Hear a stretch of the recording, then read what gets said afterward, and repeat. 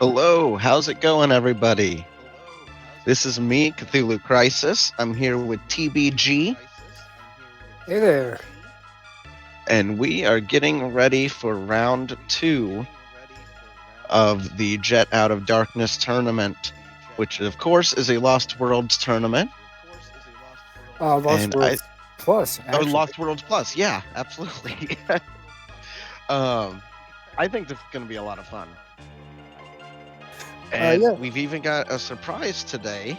One of our entrants was unable to make it, and so we have a new entrant joining last minute here, and I think that's going to be pretty interesting. Yeah, these races are always a lot of fun to watch. They're way different from what I remember from both Vanilla and Vanilla Jets of Time. Um, but yeah, they're really cool. Absolutely. And this is a really interesting category for those unfamiliar with this category, Lost Worlds Plus. Let's talk about that just for a second, and then we'll get everything started.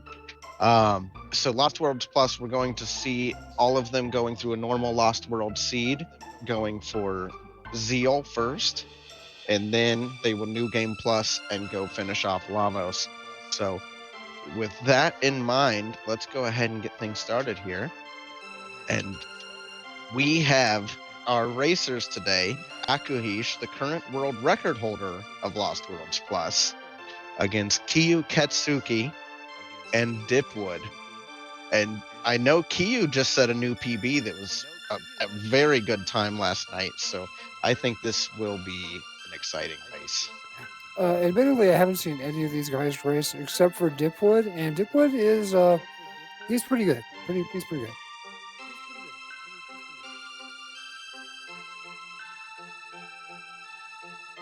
All right, and we see the timer. The runners have been notified to begin their run in just a few seconds here. So, of course, Lost World starts off with a shop that lets you pick up some gear. It's the Melchior shop from a normal jet seed. And it is the only time you get to visit that shop. Oh, a frog chrono seed. That's interesting. Yeah, it's not bad, really. There, Frog loses some things in Lost Worlds Plus or in Lost Worlds in general. The only problem I see with that particular with this particular group is it's very physical without a huge like magic component. So you're kind of looking for Luca or Magus in a pinch.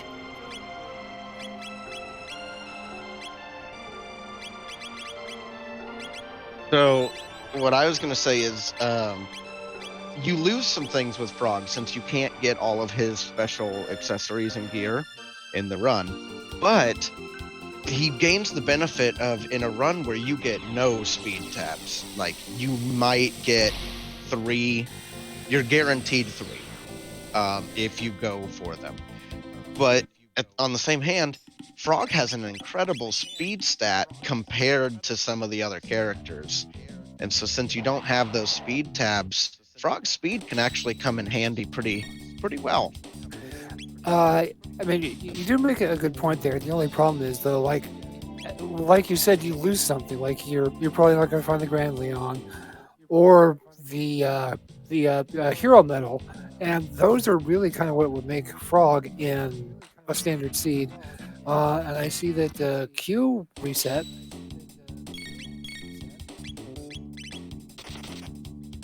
I wonder if he had an issue there.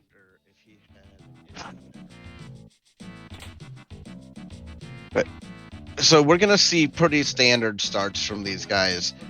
You're going to probably grab both of the characters or at least one of the characters available to you. And then you're going to start looking for what check you want to do based on kind of what characters you get. So Aku is going up Dactyl Nest to go get his third character and see who, or his fourth character, Oh no, he went straight to Dactyl Nest. He didn't even go to Protodome. That's interesting. I don't see a whole lot of people skip that. Yeah, that's a bit of an interesting choice, but it is nice to see some divergent tactics. Yeah, I guess that it may be in hopes that you get an AoE ability before you go to Protodome for this first fight that Kiyu's having not trouble with, but it's taking some time. That's a really interesting thing to keep in mind.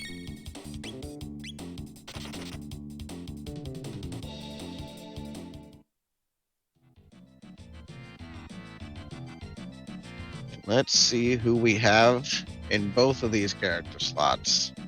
We have Robo and Magus. Those are very different characters. Yeah, I mean, Robo does add another physical component, but if you're gonna boil it down to it, what you really have with Robo is a slower frog. That's kind of it.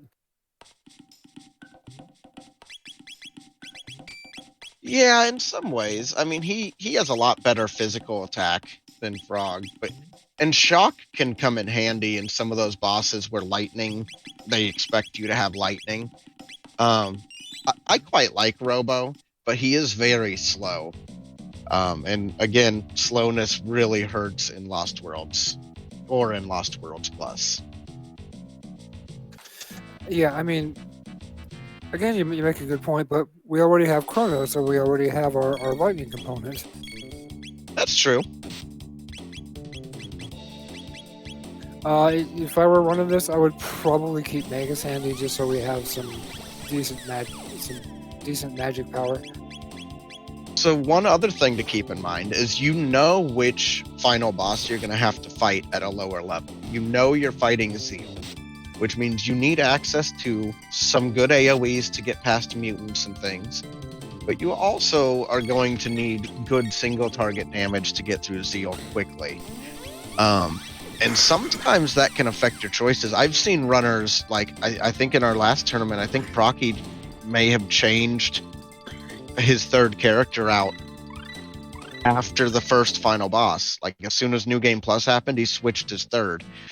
And I thought that was really interesting. And we could see something like that as well. That's not a bad move, and you did make a good point. So, like, you can keep Magus handy through most of the Black Almond, but once you start, hitting Zeal and the Mammon Machine, you might want to bring Robo in so you have your high single attacks, because Magus has one single target and it's not super great. Well, two, I guess, if you count anti-def, but... Yeah, anti-life it hits pretty hard, but you need the right gear or the right team to really make full effect of it. Yeah, and without Nadia and without Chrono knowing life and without a Green Dream, anti-death is more of a liability than it is anything. And Dipwood taking the lead from Kyuketsuki during Dactyl Nest with those perfectly executed Dactyl Nest skips. Yeah, those are always really impressive because they're hard to do. Yeah, they're like pixel perfect. Like, you gotta get everything lined up just right. And a pause buffer does help with that. Sometimes I get it, sometimes I miss it, but you can't beat yourself up too bad about it. To date, I have done that skip exactly 0 times. Yeah, well, there have been some better setups found, but even with them, like, definitely there are runners that are very consistent at it, but it is a very difficult trick to learn, for sure. Yeah, I was going to say, I see Dipwood going and doing a good chunk of the loot route that some people have been doing here lately at the start of these runs.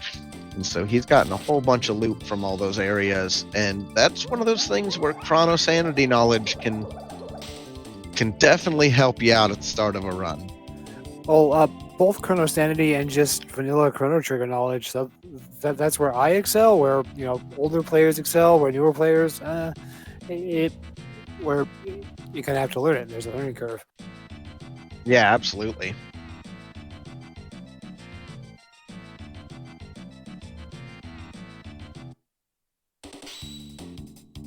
So let's take a look at where they are going to decide to go first. So we see Aku went immediately to Reptite Lair, which I don't think is a bad call. Although this is a team I might consider doing Aristome first. But that's mostly because you have Magus, and I'd have to see what techs he has. But if he had like Dark Mist or something that hits with Shadow, I would definitely take a look at Guardian. But I don't think either one's a bad call. Yeah, I did see Dark Mist used, and I did see it in the list. So we know he has an AoE Shadow at least. Well, good. Yeah, I mean that's one of those elements that just works really well for that Aristome fight. But Aristome will still be there when they finish Reptite too, and that's a pretty good source of XP. Yeah, and it's tough because whenever I go to like the Aristome, I'm always expecting, okay, great, I have the pendant that's charged. And I look at the tracker and it's like, oh, they don't have anything. Absolutely. But they do start at level 15 as well, with 3 techs unlocked. So it really lets you kind of immediately make choices about what characters you want to use on your team. That's an aspect that I think is really interesting. Yeah, it's just kind of what you find as far as gear goes, because, I mean, gear is going to kind of be... Well, gear is obviously going to be important, because without it, you're not doing much. Oh, absolutely. I think for the first dungeon or two, gear is not terribly important compared to like what techs you have access to. But gear quickly becomes important, but well before that final boss run the first time, let alone the second run. I mean, imagine somebody having prism specs and somebody else not having prism specs going through the whole second run. I have seen that win and lose races. I have indeed. But also, what gear can kind of also determine what you're going to be looking for. Like if, like, let's say the Guardian drops like a red mail or a red vest or something like that, that could convince you to go towards Son of the Sun instead of another check like Melt Woe, which Dipwood is going through right now. Yeah, Mount Woe's a really interesting choice. I like early Mount Woe, but I definitely want to have hard-hitting AoEs before I go there. Gargoyles are dropping gold studs. Oh, that's incredibly helpful. Yeah, I think he's going to be taking a couple of those fights because gold studs are worth their weight in gold pressed platinum.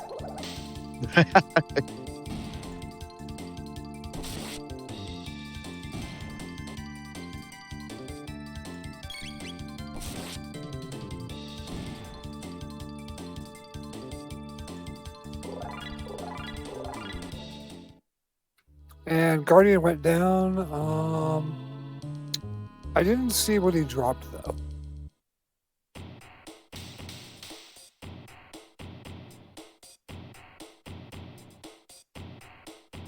It looks like...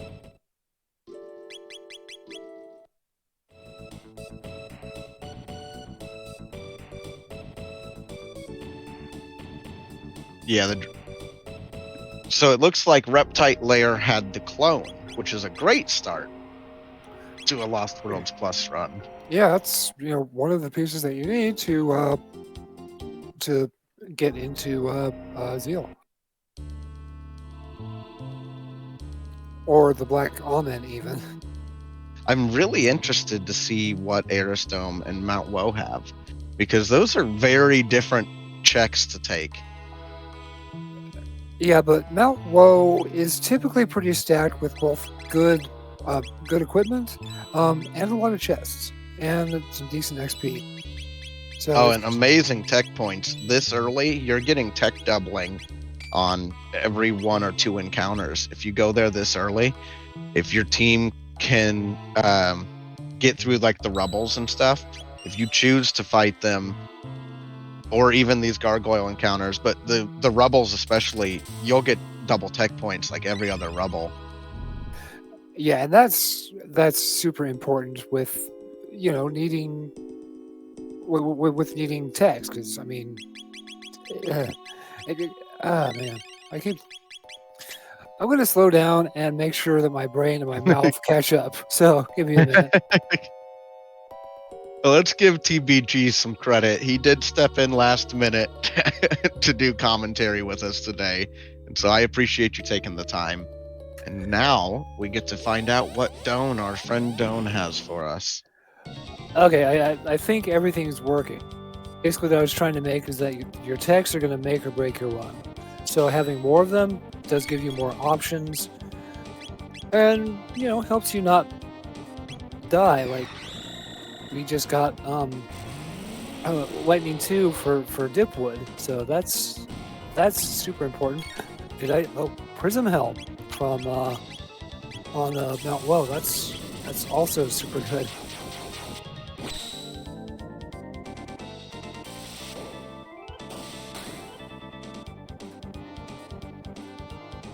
Looks like Doan had the Dreamstone.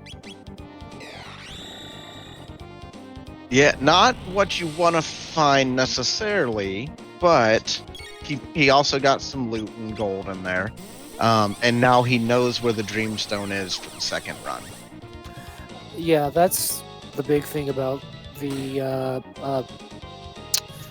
Lost Worlds Plus, is that, I mean, you can get like go mode for Lavos, but if you're in your first run, you can't use it, because if you just go straight to Lavos, you don't get your plus game, and then you're suddenly like, what now?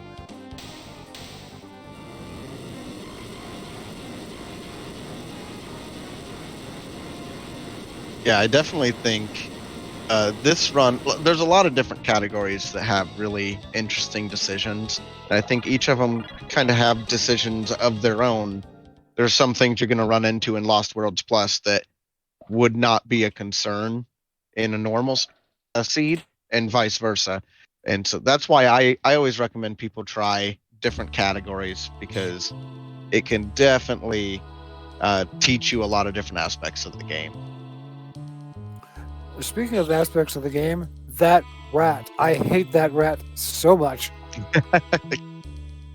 I'm pretty sure that rat is the final boss of the mobile port with its touchscreen controls, because it took me hours to catch that guy.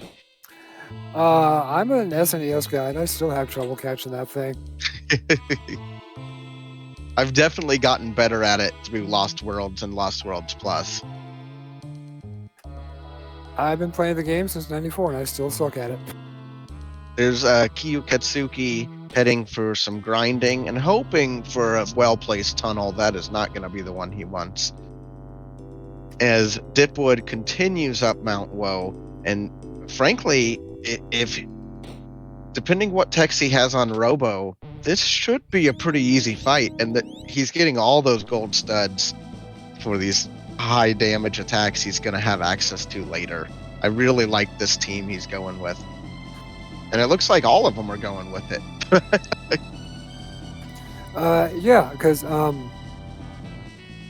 in the OC remix song, The Amazing Singing Robot, Robo, who is singing, does make mention that he can do healing too. So, yeah. Not only that, but he hits like a truck. So, in this situation, without any decent weapons for Frog, Robo's a good choice. We are about to find out if Dipwood is ahead or behind by a lot as he gets to the top to face Giga Gaia. And we really don't want to see Ruby Knife here. We do not want to see Ruby Knife. If we get Ruby Knife, I won't cry, but I'm sure Dipwood will. Yes, I don't think he'd be too happy about it. Although if he nabs some great gear, like if he got any other great weapons or armor, then that could absolutely be worth getting a second pair of. Yeah, depending upon his luck, I would chuckle if he ended up with a prism dress, just because it's one Yeah, of those things. a seed with no female characters, and all you get is prism dresses. Oh yeah, Giga Gaia could be coming with that pendant.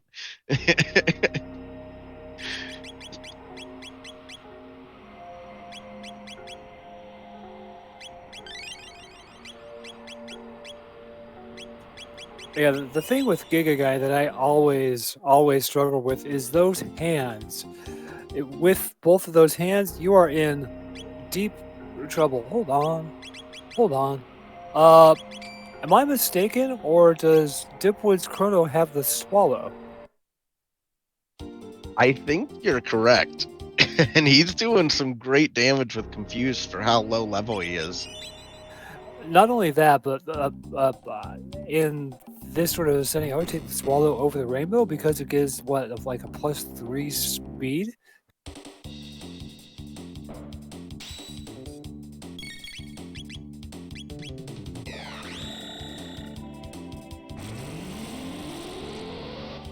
Yeah, I think it's +3 speed, but not quite as high damage as some of the other items.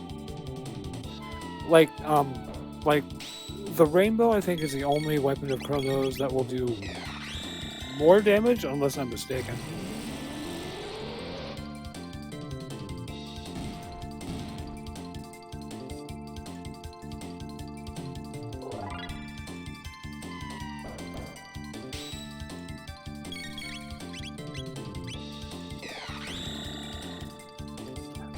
Oh, I didn't even notice that Aku is doing the Genodome.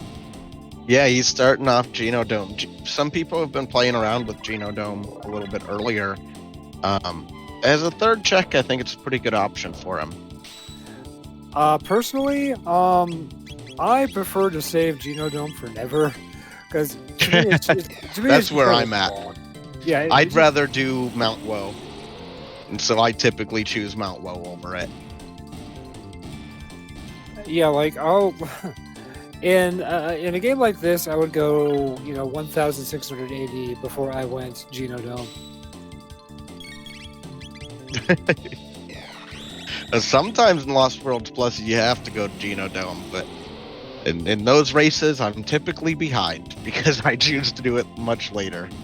Yeah, I do not like doing the Genodome. I mean, some people do, like Koala and Proccy have gotten really good at it. Oh, almost. No.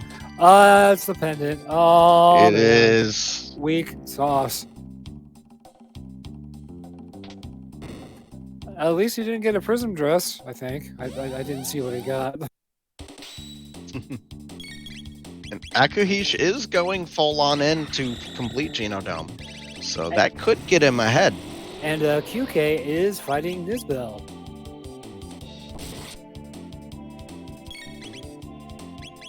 Yeah, we know he's got that. We know what we're getting from Nisbel. Do we? Because I know that a couple of the runners have gone through, but I don't recall if any of them actually beat Nisbel. I thought akuheish had. Oh, wait. That's right. From Nisbel, you get the clone, I believe.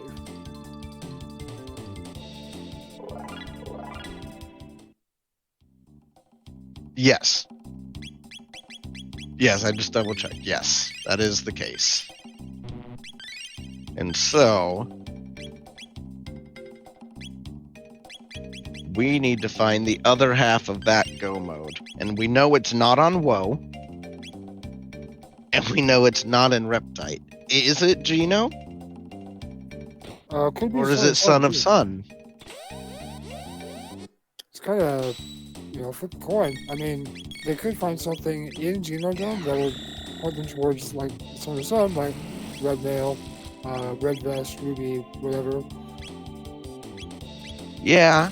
Or if you can learn Magic Wall, you could get through it pretty pretty well. Because you've got a couple really fast characters. I would honestly swap Frog in for that fight for his speed and maybe access to a heal. Yeah, that would be a bad move. When it comes to Son of the Sun, though, I always like to have some sort of fire protection. Just to guarantee you're not going to wipe right there, because it can happen. It's not that difficult. Oh, absolutely. So, this is a seed that I think could be really fast if played by certain strategies. Because the second run is going to be incredibly fast, right? Because we know the clone is at Reptite, which is a pretty quick dungeon, but a pretty high HP boss. You're going to one-shot Nizbal on the second run, going for that.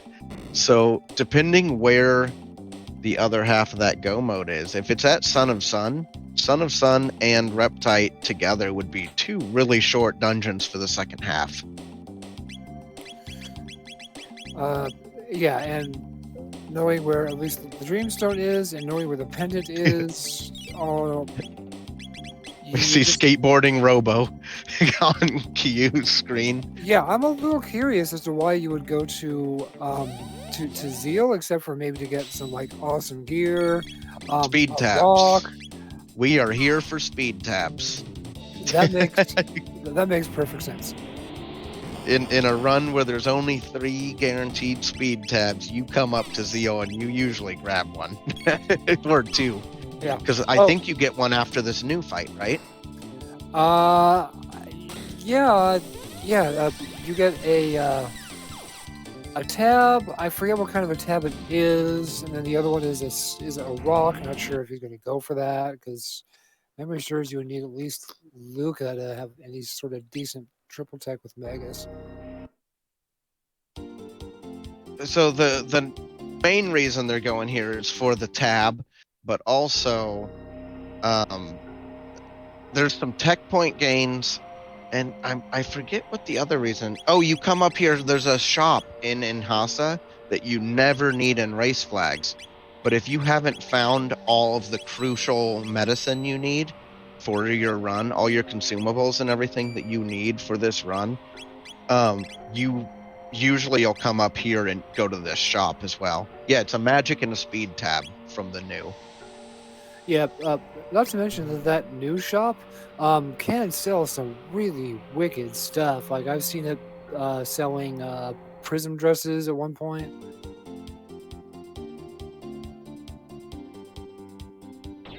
Yeah, they can have some really nice gear. So the trip to Zeal a lot of times is worth it. Most runners do not come up here and charge the pendant, though. I'm still on the fence about it myself. Yeah, I am too. I mean, it does open up the sealed chest, the sealed chest and the sealed doors, but sometimes it's a lot of time. Well, sometimes it is, sometimes it isn't. Like the Banger Dome, I think, is just real quick. You're not going to be doing the one in the RS Dome because it's just way too deep and it takes way too long.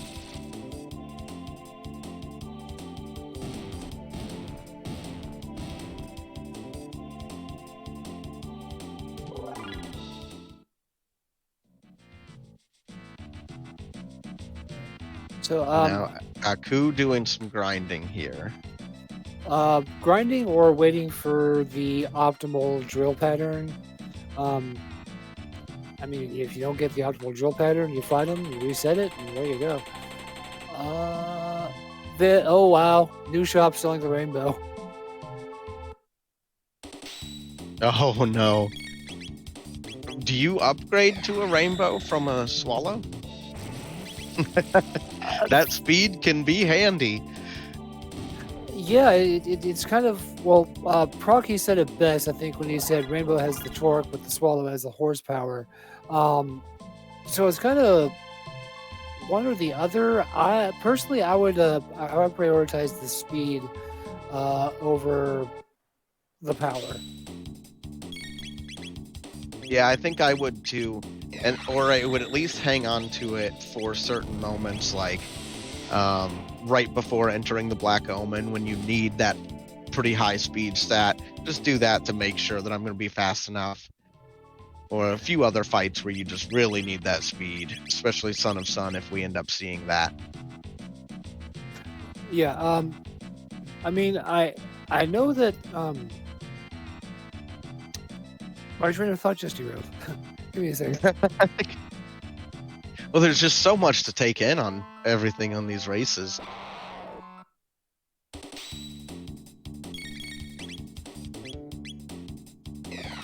I do like this team because I have a feeling this is not a team most of these runners would choose to run with. Like in a race flag seeds, I don't know that you would ever see somebody run this team. Personally, I would not run this team exactly, but it's not a team I would dislike per se. They're definitely going to have that single target damage between Robo and Chrono, and then you've got good AoEs. You've got a decent AoE on each one of these characters. So I don't hate this team, especially for Lost Worlds Plus. This team does well on both go modes, I think. Yeah, it's not bad because you have both Chrono and Robo who are really good physical attackers, and Magus, while not the world's best magic user, is a huge boon, I believe.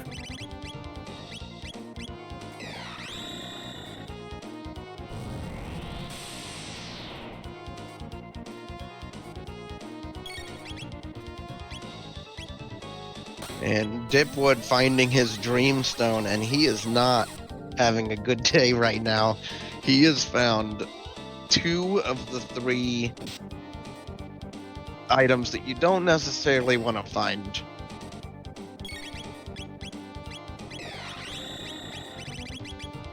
And Kyu going for Son of Sun. Should be pretty easy with all the fire protection he just equipped. Yeah, like I said, I'm all about the fire protection. I will use it. I usually don't go to Son of Sun until I have to.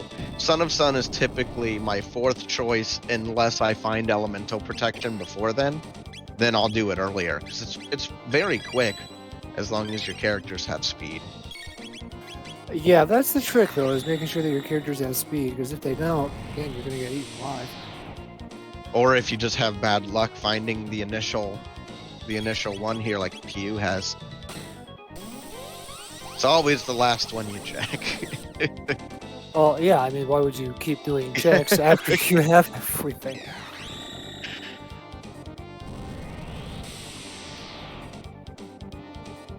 I have kind of a funny story about Son of Sun. I did a stream recently and I counted out my hits out loud. Well, apparently I counted wrong.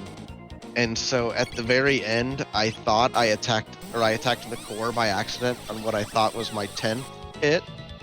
And it faded away. And so I started messaging Moon Blizzard and saying, I found a way to get past Son of Sun a little quicker. And then I rewatched the VOD and realized, no, I just forgot to say 5. Yeah. 6 comes after 5, not 4. Yeah, absolutely. That was the thing I had forgotten for sure. Great gear on Dipwood's screen though. From that, he has gold studs more than he could ever use. He has gold earrings, which is one of my favorite equipables for Magus. It looks like they're getting treated to some nice gear. Yeah, it's nothing I would complain about. I mean, like, again, in vanilla, I will go through the Black Omen all 3 times to get all the gold studs. And what are we gonna find from Son of Sun? A ruby The knife. ruby knife. Great. So we're 2nd run go mode. Riddle me this, riddle me that. Where is the chrono trigger?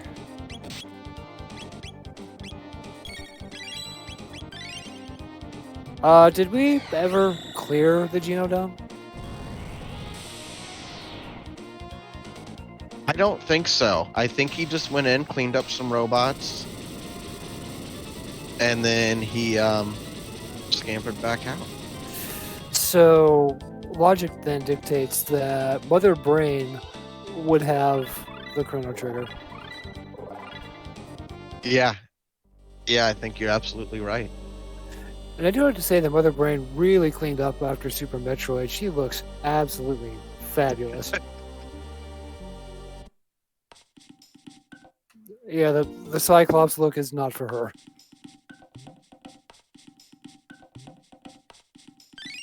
Dipwood heading straight for Son of Sun. Oh no. Poor Dipwood has found all 3 of the items you don't necessarily want to find in your first run. But that also means he knows exactly where they are for the second run. So his second run is going to be really, really fast. This run, for Dipwood, Yeah, absolutely. Yeah, for Dipwood, this run might be a bit of a wash. Not necessarily, because he got a lot more XP before some of the bosses he is going to have to face. So while he did a lot of checks that you don't necessarily want to do, it looks like the other runners are at least doing a couple extra checks. Like Kyu has at least done 2 extra checks. So Mother Brain's going to go down to Dipwood pretty hard, and he's heading there right now. Yeah, and you did make a good point. I completely forgot that Dipwood went up to Mount Woe, where he got all those gold studs and all the other awesome stuff that was up there. So it also helped his levels too, because they're not easy enemies to fight. So he's in a real good spot, I think. Yeah, so he's level 24 right now, heading into, it looks like he's eyeing Genodome. That's a pretty good level to go in and do Genodome. Yeah, I wouldn't be too terribly opposed to going into Genodome with those kind of levels with the techs and equipment they have. With a gold stud, he's not going to really have to use ethers through this first segment, through the whole conveyor belt, and he should have plenty of AoE damage to take out the robots inside. It'll be interesting to see how quickly he finds the other piece. Yeah, the interesting thing that I'm finding is you notice that he's probably not going to have to use many, if any, ethers. That could be the deciding factor because Kyuketsuki and Aku are going to have to spend time using ethers. Time that Dipwood might not have to spend. And Dipwood just happened into dark matter. Just in time, dark matter will probably one-shot the robots inside, and there are other techs that'll one-shot the robots inside, but not all of the AoE techs can take them out. I'm not sure if like Lightning 2 will or Dark Mist. I mean, Dark Matter will do the trick, but it's kind of a long animation. It is, but it's a lot quicker than you'd probably have to do a Luminaire and a Lightning 2 to take them out with Chrono. Or no, you might be able to take them out with a Luminaire. Yeah, I mean, aren't robots susceptible to electric damage, or are they more susceptible to shadow? I completely forget in the moment. I think they are susceptible to lightning, but Chrono's magic stat is just so terrible. And the robots in here are supposed to be pretty end game, so you're supposed to be quite a few levels higher when you face them. Yeah, I just recalled that it's the acid and the alkaline that are susceptible to lightning, and the robots are just kind of susceptible to what everything else is, which is, dark, shadowy death.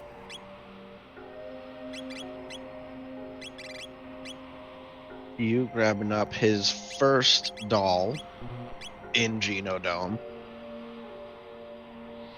If Akuheish heads to Geno next, we have 3 people Geno.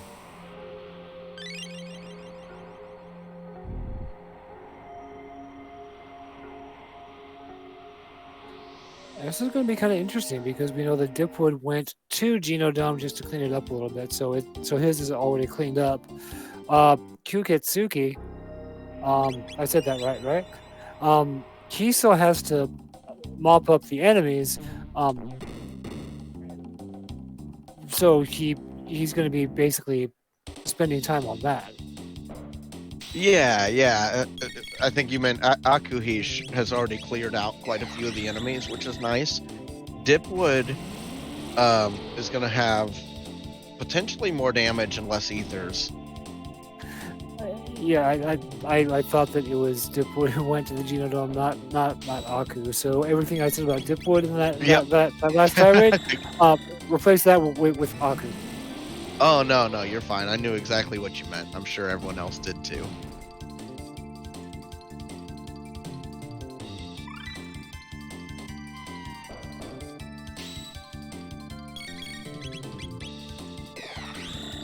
And Woe was pendant, if I'm not mistaken. Yeah, Woe was pendant, so we're not gonna see Woe from these other runners, most likely. Which again kind of puts them at a disadvantage because they're missing out on those gold studs that Dipwood has. That's true. And then we go back on the whole ether thing, and that can win or lose races. I've seen it happen. Dipwood may go for nope. It looked like maybe Dipwood was going to go for a conveyor skip.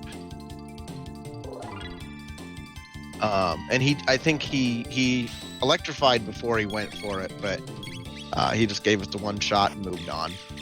That I think is going to be the better part of Valor, because you can waste a lot of time on the skip that seems faster, but if you're spending more time trying to get the skip than it does to just go through, then what's the point? Kyuketsuki clearing out these turrets that can actually be a bit of a problem. In Lost Worlds Plus, they can be a real jerk. Yeah, the trick is if you don't do enough damage, and it's like a full AoE, all of them will explode, and it's not a fun time. Kyuketsuki is about level 25 on his characters. Now, I just noticed that Chrono has a wood sword. Would you still... Or no. Yeah, his Chrono, it looked like had wood sword, and I was like, read it wrong. Has he not pulled a better sword for Chrono? You know, I'm not sure he has. I mean... If I hadn't pulled a better sword for Chrono, I don't think I'd have Chrono anymore. Well, but that's just me. We know that Dipwood took Mount Woe, and I think that was where he found the Swallow. Okay. And the other swords, like, I saw the Rune Blade pulled, but that's I'm kind of with you. And this is, I think, the one team that doesn't care that people are being turned into magic tabs. They literally, Magus walked forward and said, a human processing plant. And then they left. Like, all the other characters, like, somebody runs up and says, like, this is horrible. But Magus, Robo, Chrono don't. Yeah, Magus just like, I need to take some notes on this one. I didn't know it was Chrono. I thought it was Frog, Robo, Magus that did that, but it definitely happened for Kyuketsuki. If memory serves, I believe that you also get that if you have Nadia or Luca.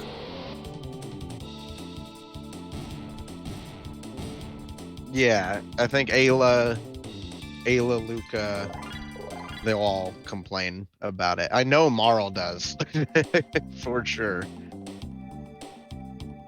And we have all three of these guys or is it Marl going through.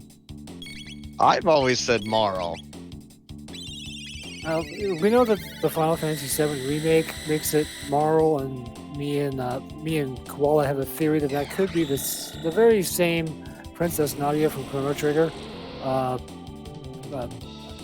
Prove me otherwise. I always just name her Nadia. It's just a lot easier. And if I have the time, I name Magus, Janice, and yeah. Let's give a big hand to Dipwood. who just got a big hand. I'm here all night. That was terrible, and you should feel terrible. I do feel terrible.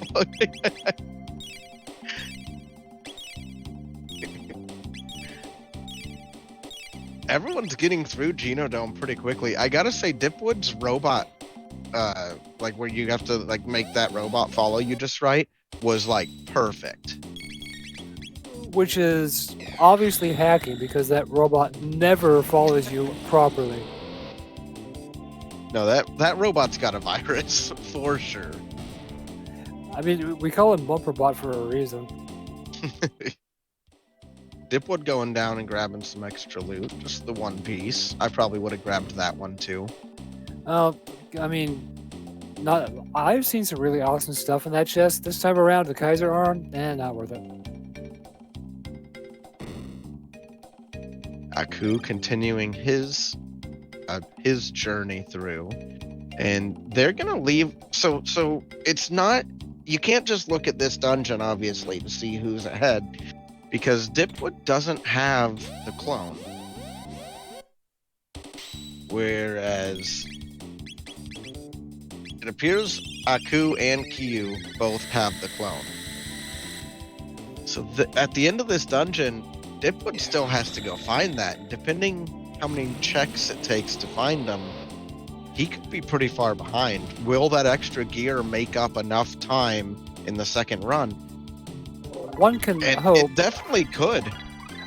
Yeah. The swallow alone could make a difference if the other two don't get anything.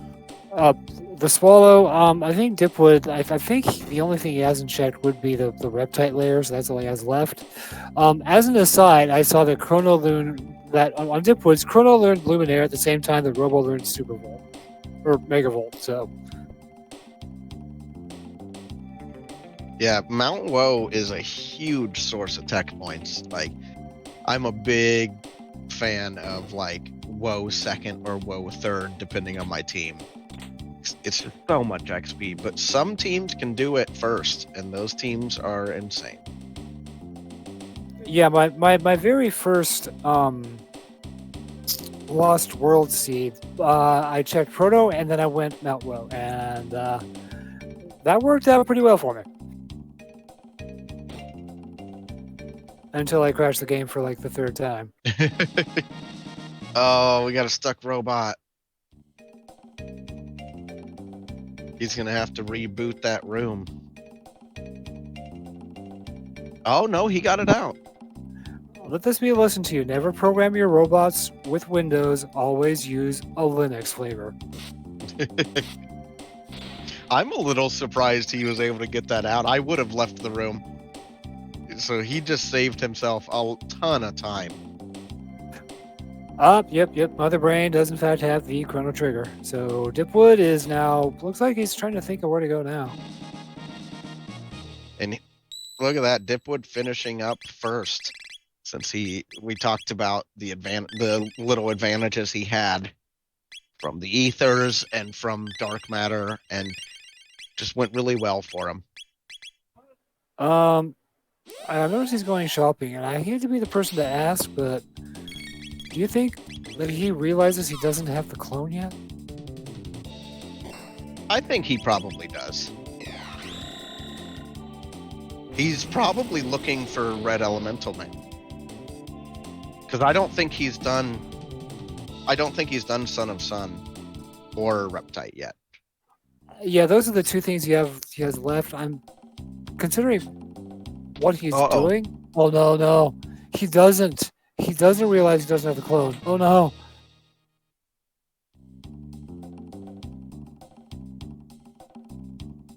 Well, he's about to find out. As Kyuketsuki heads into Mother Brain, and Aku getting the non-human skip to get his hyper ether for free. Ooh, Dipwood missed out on a hyper ether that he'll never need because each character has 4 gold studs. Oh, he did have it. Oh, well, that changes everything. I guess our tracker is just slacking Procky. Well, that's me. Yeah, I was the tracker at that portion. Okay, Procky, you're And off I the was hook. doing a horrible job, and so Procky took over.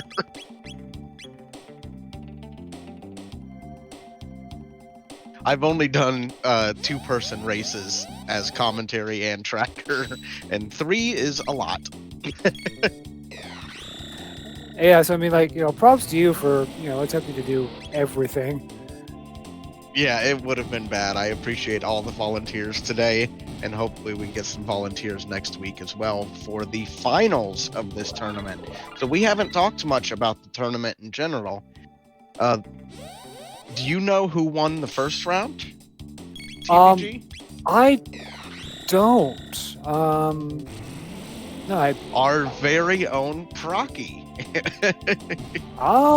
So The winner of this race will go on to face Procky in the finals of this mini tournament as part of Jet Out of Darkness.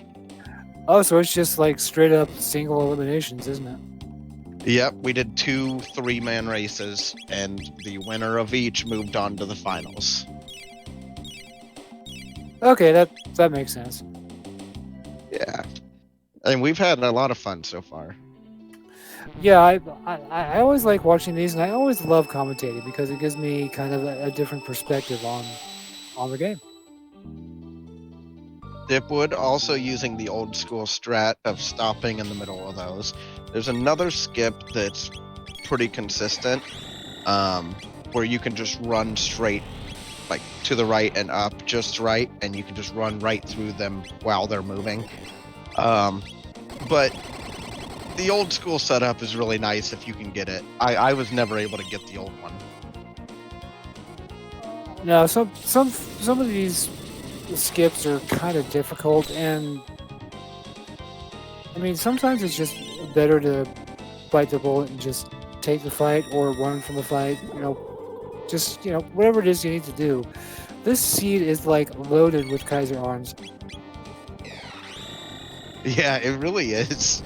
At least it's not loaded with Kaiser arms and no robo. Could also be loaded with prison dresses where like for all we know like Nadia is in Frog's Grotto and Lord knows where Lucan is. And officially, Megalixir drop on Mother Brain. That's massive. Because in a Lost Worlds Plus run, most likely that Megalixir is actually going to be 2 Megalixirs. Because you'll probably use it in Zeal 2, and your consumable won't be removed when you New Game Plus. So you'll have it for Lavos too.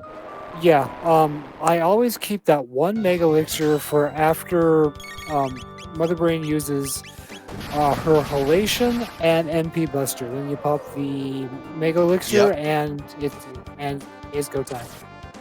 Yep, and then you'll have it still for Lavos since it uses the save before Zeal. So that's a very good drop, and all of our runners are going to have access to that. Yeah, we're definitely going to be wanting that. And we officially have 3 go modes on these characters, or on these racers. So we are in full-on race. And we've asked the question already, does Dipwood's gear advantage give him an advantage on the second run? Well, now he's ahead and has the gear advantage. That's a pretty big help for him. Oh, no, Luca, and he got the wonder shot. Oh, that hurts. That hurts so bad. Well, Magus, time for you to learn how to shoot a gun. Just point and shoot. Take some pointers from Roland. It's super easy, man. Oh, Kalarson chat pointing out, Dipwood also knows where... does he know where both parts of go mode are? Or does he knows where not to go, at least. So he did 4 checks, so he knows where to go the second run. Yeah, so I mean, like, that's half the battle is knowing where not to go. And, like, we know where he's gone. He doesn't have the ruby knife, so he's like, okay, I go here to get the ruby knife. And there we go. also wild. We are 52 minutes into this seed, and we have one of our runners heading into Black Omen. That's a pretty quick run. And then the second half, you know they're going to have to do Tyranno Lair. Or not Tyranno. Yeah, Tyranno Lair once you get the Dreamstone. And then we know where the pieces are. Jotted that down. Yeah, It's I'm Eris Dome and Son of Sun. Those are quick checks. And then Tyranno. they're even quicker if Chrono somewhere along the line learns Slash, because then you could, well, then again, that's just kind of a bit of a luxury where you can, hit 3 of your flames, and by process of elimination, just figure out which one is the right one, which one is not. And I know that's a lot more helpful in like vanilla speedruns, because aren't there 6 flames There are in 5. vanilla? 5. Yeah, they're 5. So we have a pretty nice 5% shot. Yeah. Still, though, I would like to, figure out who removed that flame and talk to them about maybe fixing the rat. Oh. Yeah, that's valid.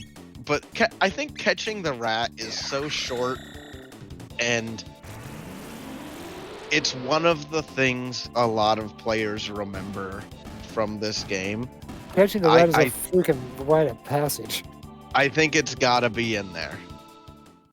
I think it's. I don't think you can remove catching the rat. Now, perhaps remove having to do the inputs at the computer. Once you catch the rat, just have it drop the bridge. But well, yeah, but I mean, like, if you've played the game once, you should already know the code. And I'm a little curious as to why you need to catch the rat and then enter the code. Why not just enter the code? I mean, Factory doesn't follow that logic. Factory, you can just use the codes if you know them. I always thought that was interesting. Dipwood zooming through Black Omen. Now, interesting question. If I'm Dipwood right now, I think I'm in last place. In my head, at least.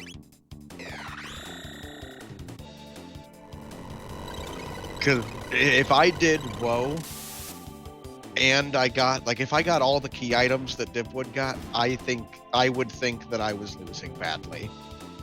Will that affect the decisions he makes in the run?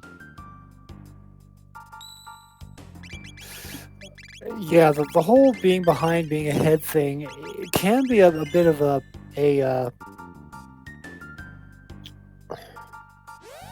bit of a choice, because, like, at some points you can hang tight and grind a bit, or you can just do what Dipwood is and just going for it.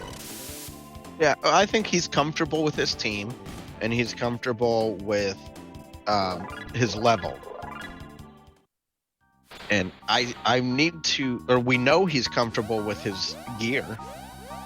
So I'd feel pretty confident about the rest of the run, but I would still think I was in 3rd place. Yeah. Yeah, I mean, it's. I'm sorry, I just got an interesting email, so I haven't kind of been listening, so I apologize. Oh no, you're fine. You're fine. We see double lava spawn fight going on with Aku and Kyu, and Aku just nudging it out over Kyu. Kyu should be right behind him. And then we'll have 3 people in the Black Omen working their way through. And there it goes. I was looking at Kyuketsuki, and it looked like he got a better weapon for Chrono at some point. Good. He definitely needed that. Yeah, I mean, if you're going through the Black Omen with a wooden sword, something's wrong. Yeah. Looks like Dipwood just used his tabs. Oh, if you haven't used them already, this is certainly the time to use them. Because at this point, you're pretty locked into your characters.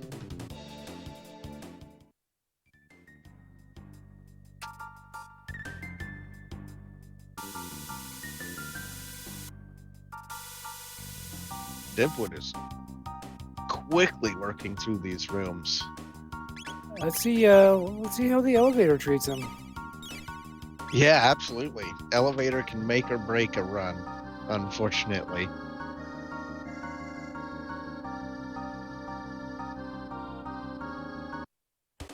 It's getting at least one encounter.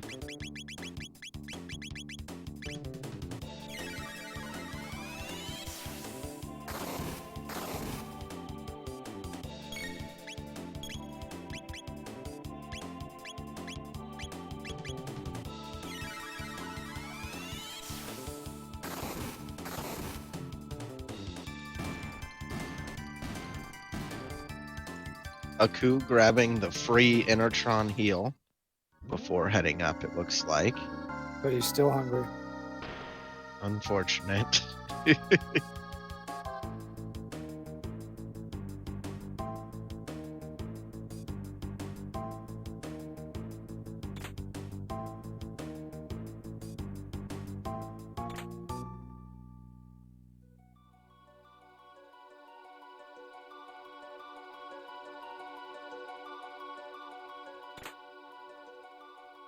I'm interested in what Kyuketsuki is doing here.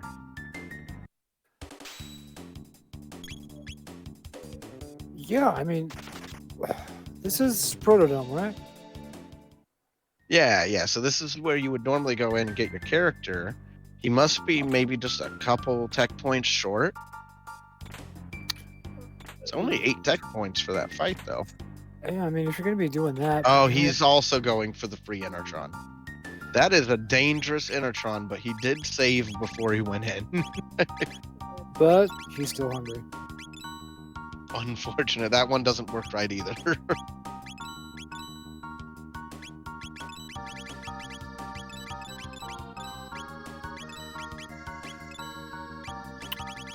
Dipwood hit the new shop in the Black Almond.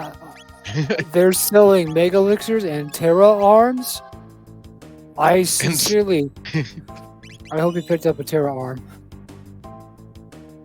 I hope he picked up a silver stud just for the memes. Like a guy just with silver, with gold studs all over his,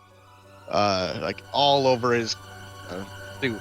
Just walked in and was like, "Yeah, what do you have for sale?" And he's like, "Well, I've got silver studs." He actually picked a silver stud up in a treasure chest on Mount Woe, so he does already have one of the silver. Oh, good. Yeah, all the accessories, man. Mount Woe, people sleep on Mount Woe, but it's always got at least one piece of game-changing gear on it. Yeah, Woe is it's a lengthy check, but at the end of the day, I do think it's worth it because there's always some just wicked gear. Wow, Dipwood nailing all of that. I think though that was just a nat 20 roll on luck. The luck on the eyeballs it was, but Dipwood's talked about the eyeball things.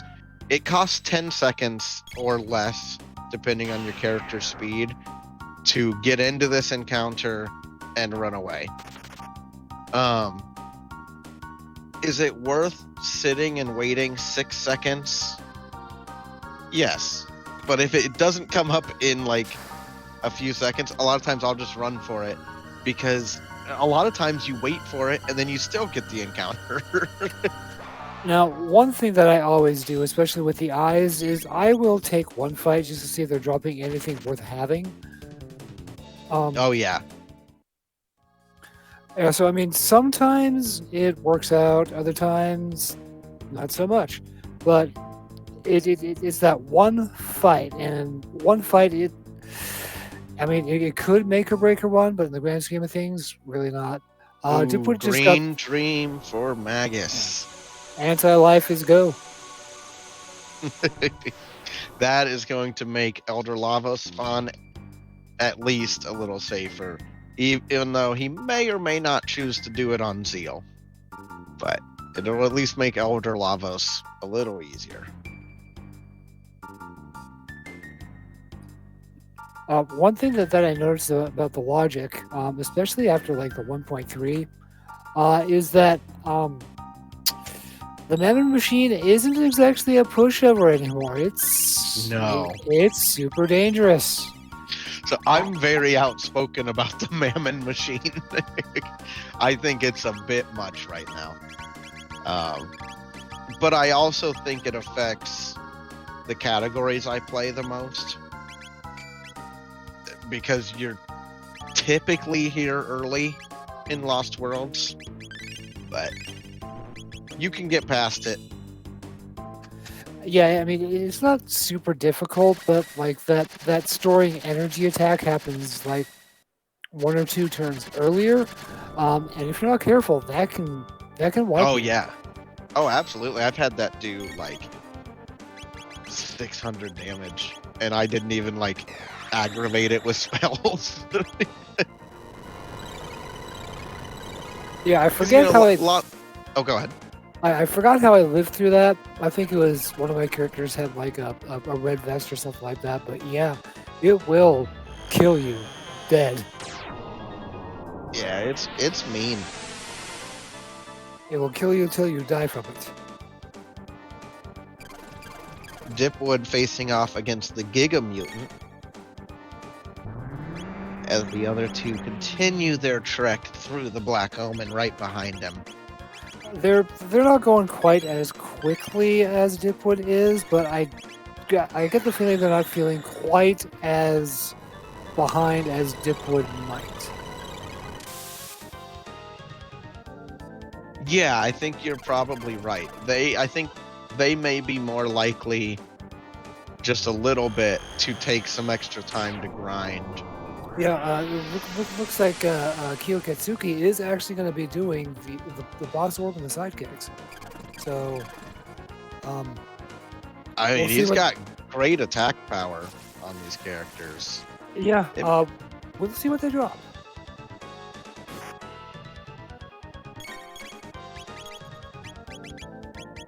Oh, bad luck. He may not even get the tech points. Yeah, if he can connect. That's the tough part with these things is occasionally... Oh, there we go. There's one of these. Magus has better than average hit, but Robo and Chrono both love to miss. Well, they only got 50 tech points out of that, but it dropped a flash mail, so nothing to write home about. Nope, but maybe he's coming up on a tech that he wants. You know, these can be good fights for that. Just like the Rubbles, they cost time, but if they make sure you get a good tech, it may be worth the time. But unfortunately, doesn't look like it. Yeah, it looks like he's just out. I think he's like me. He just wanted to see what they had. Yeah. Okay, Giga Mutant is dead and gone, and Akuheish is on the elevator.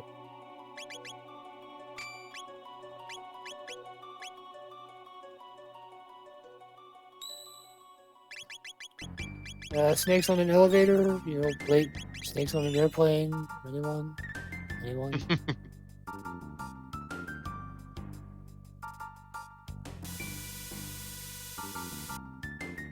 Okay, this elevator is not being very kind to Aku. Does not seem that way. So we have at least 2 fights. I'm not sure if he's going to get the 3rd one or not, but that's just poor. So, a little race update.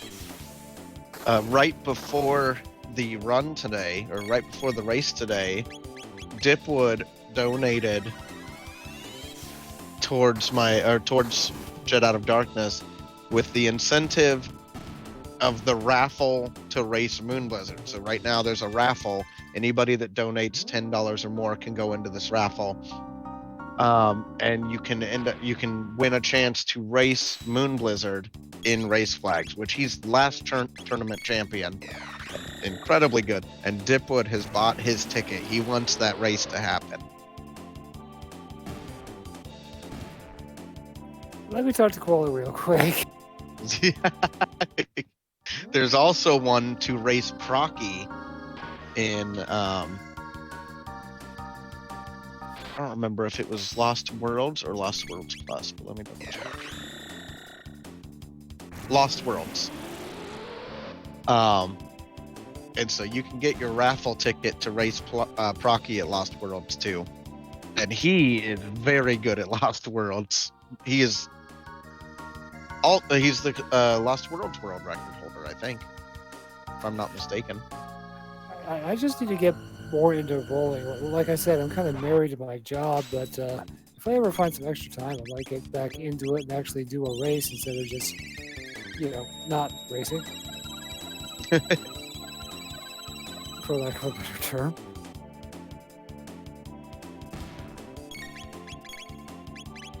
We are coming up just past an hour 08 in this run, and we are very far in the Black Omen. All these runners are.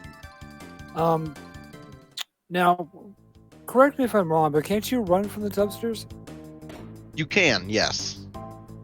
Okay, because Dipwood took the twin tubster fight, and I was just curious why he wouldn't run away from that. If he may have done it for the tech points, or maybe he noticed earlier, because that first tubster fight you cannot run from, right? Or no, all the tubster fights you can run from. Maybe he was just checking their drops or something.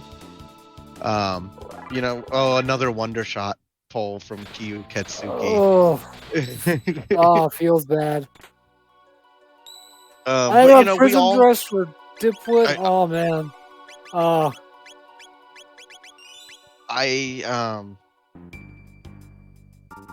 Procky says can't run from anything there. I know the one Akuheish is on. I think you can run from that one. But we all have those enemies that have dropped something ungodly to us. And so we always check that one. I know Moon Blizzard always checks the frogs in the woods where Frog's house is. He always checks those because he had them drop something crazy one time. So, I'm not sure if you noticed, but Dipwood also got a prison dress, so... I don't know, Magus? I mean, he has the long hair, add a little bit of makeup, maybe he can pull it off. Could be. Magus, it's strong armor.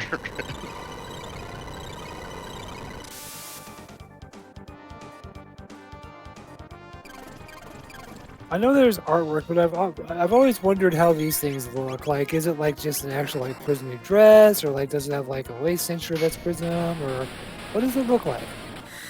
Yeah, that's interesting. Is it weaved into the mail or something? Procky made a good point that he can see Shala trying to force him into it. Yeah, absolutely. Then again, considering their relationship, I'm sure that Magus would do pretty much anything for Shala. Ooh, crisis that arm. chest was a crisis man. arm. Oh, that's a game changer. That is a piece of gear that, with a gold earring, if Akuheish also has that gold earring, that's a piece of gear that could make up enough time in the second run. This is a PG stream, right? Yes. Okay, in that case, I can say, shit just got real, son.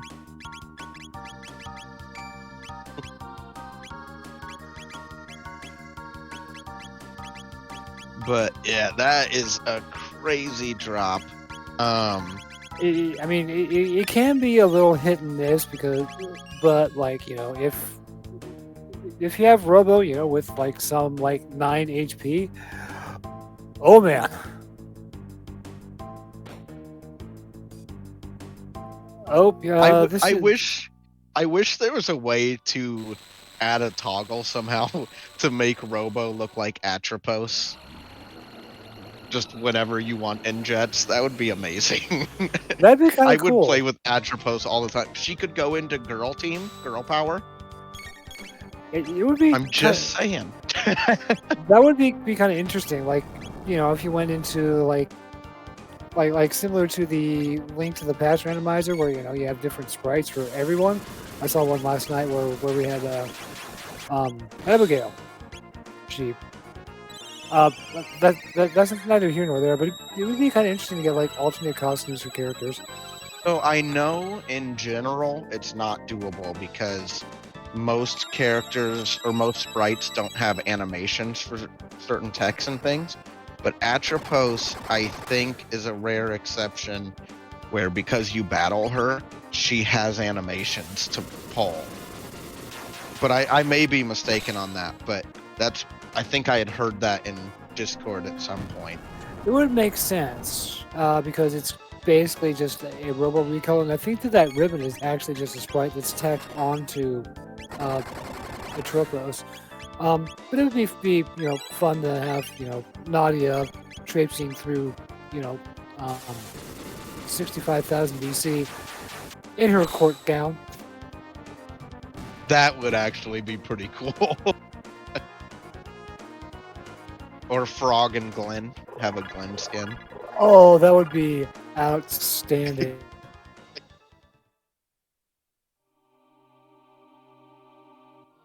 Man, all these skips are going pretty well for these runners. I know akuheish either took that extra fight or got nipped by it, but he's going to get a slash or two for his trouble. Dipwood made pretty quick work of the Elder Levo spawn, so he's coming up on Zeal, the Memo Machine, and Zeal again.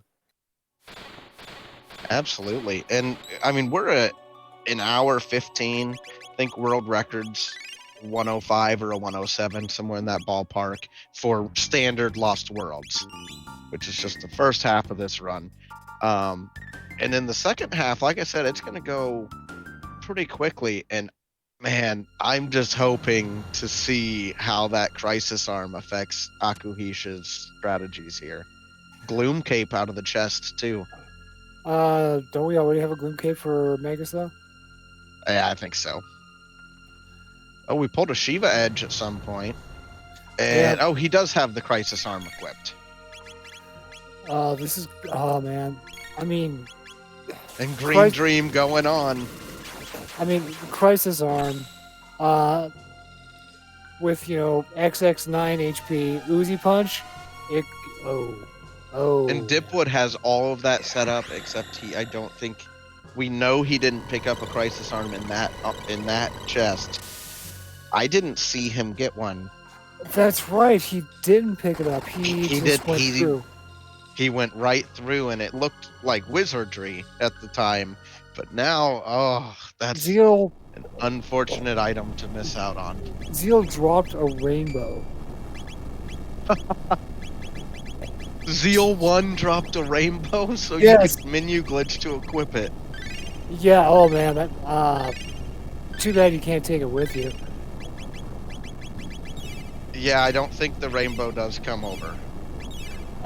No, but I mean the Swallow will. Yeah, I think it will. And still nice for this fight. Just considering the damage that Robo's doing, I'm pretty sure that he did pick up the Terra Arm at least.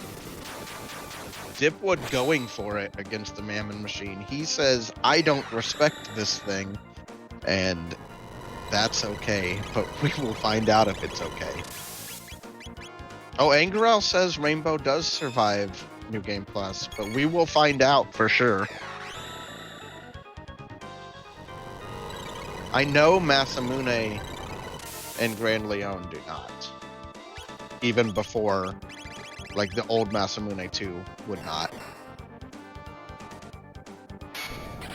akuheish looks like he's in the Giga Mutant fight, and it looks like Kyuketsuki is getting pretty close to it. Oh, Unqualified Koala with a really good point. New Game Plus loads from the last save. They don't get that rainbow anyway. Yeah, that's kind of what I was referring to, so. Yeah, that's unfortunate. But I mean, still having the swallow, it does pretty high damage. It helps with your speed a whole bunch. But then again, Chrono is wicked fast anyway. Okay, so Dipwood took out the Memory Machine without too much difficulty either. It's on a... Oh, and he has Magus in his team, so he gets the awesome boss fight music. Oh, yeah. I always take Magus in this fight for two reasons. One, the music, and two, so he can finally, get his revenge against Mother Dearest, who basically is the main villain of the game.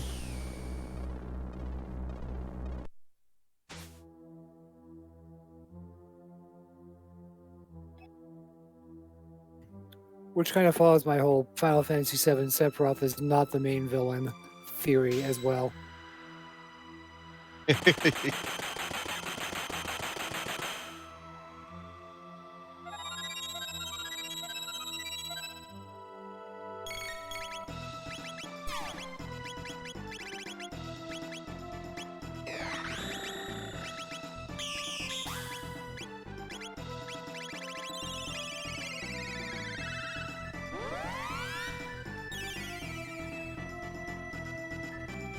Just want to give a shout out to all the volunteers this week who helped get everything all set up and ready, and helped with commentary, even the racers giving up their time to participate. This has been a lot of fun this whole month. We've got one more week of this going on, and we have the finals of this tournament. We have I'm going to do a rock hunt run because we met that. We also met a Jets of Time Jackbox night that I'll be doing sometime, probably within the next month or so. We'll get that all set up, but we've got some fun stuff coming up. So I appreciate everyone's support as we enter ZL2 on Dipwood. When are the finals, dare I ask? Next Sunday, same time, 2 p.m. Central. And we will see the winner of this race go on to face Proccy for the title, the Jet Out of Darkness Championship.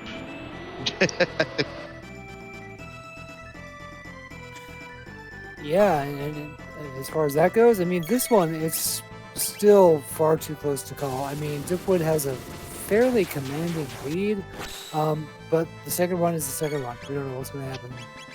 Exactly, and that's one thing that makes Lost Worlds Plus so special, is if this was a Lost Worlds race, we'd have a pretty strong feeling who's going to win.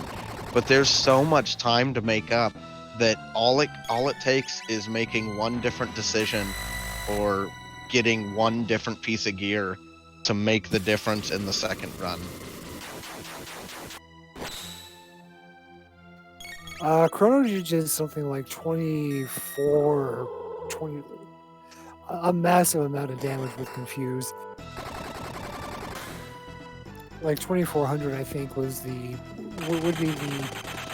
the final count. That's wild. This is a fun team, though, because you've just got, like, this boss is going to be easy. Like, there it goes. Dipwood is all but finished with run 1. He waits for the credits transition, and then he restarts. And then he made a save state too, which he did. So Dipwood has never done this category before. And so I think he's save stating he's not 100% confident on Win New Game Plus triggers. So I think he was just making that as a backup. Yeah, I mean, every time I've seen a run, it's one of those things where it's like save states are strictly not allowed. But I mean, yeah, absolutely. Like I just think he was unsure on when the transition was, or maybe he did it by mistake. But I don't think it was malicious. I don't think so either. I mean, like if you're like me and Gradius 3 and you're save stating every 2 seconds because it's Gradius 3, that might be a thing. But yeah, exactly. I don't think anybody would call anyone out for that. Frankly, I don't think we have anybody in the community that would use it for gain. Frankly, you know what I mean? Yeah. I mean, it's a pretty good community. One, as I'm far as waiting for him to go into his gear menu, but he's doing that. He must have gotten some really nice loot. Oh, a dash ring. He did pull some good loot that first loot. So it looks like he's just. Oh, well, here we go. We didn't get anything decent for Frog Glen.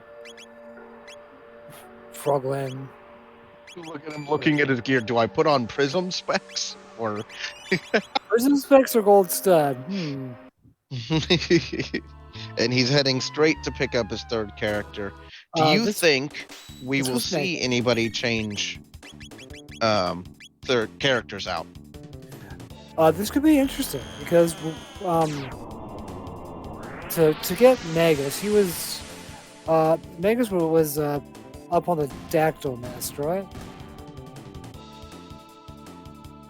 Yes, he was, I believe. What one might do? Nope, Frodo was Magus. Robo was on dactyl. So yeah, will they go and get both of them, or will they keep Frog? And like you said, they didn't pull any good gear for Frog. However, I mean, like the same gear that you had on Robo, with the exception of say like the Terra arm, you could put on Frog, and I think we got some decent-ish weapons for him. It's not the world's best setup, but I've seen worse. I think we could see Aku make the decision to not go get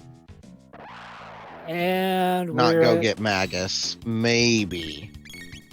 And we're at the dactyl nest. Yep, he is going to grab them both. Which, yeah, stats maintain. Techs maintain. Most gear does. Oh, he said Robo got all the speed tabs. That's a good point. Both of these, or all of these racers probably pumped their speed tabs into Robo. That's a good That's point. A really good point that I wouldn't have thought of.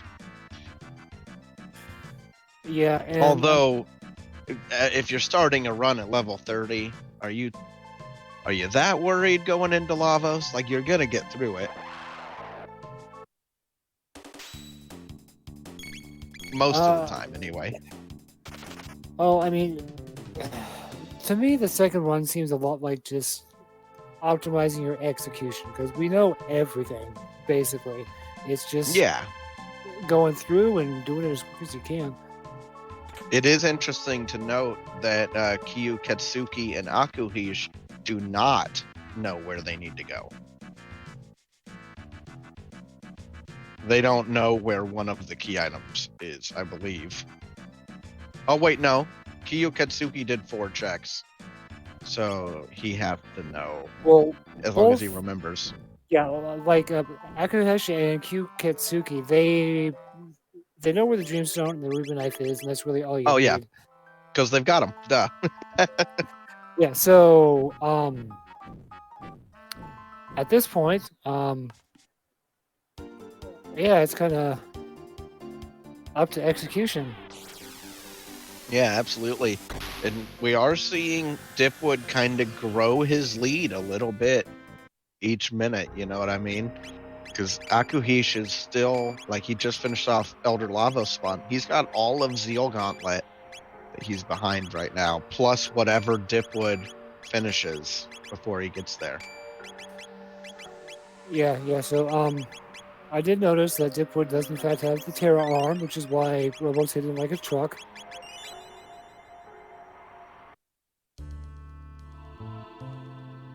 Oh, yeah.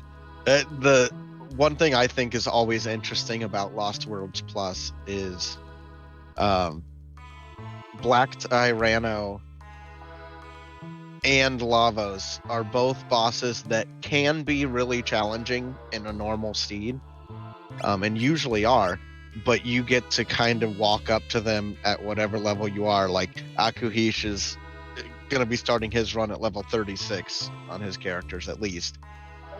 He gets to slam those bosses.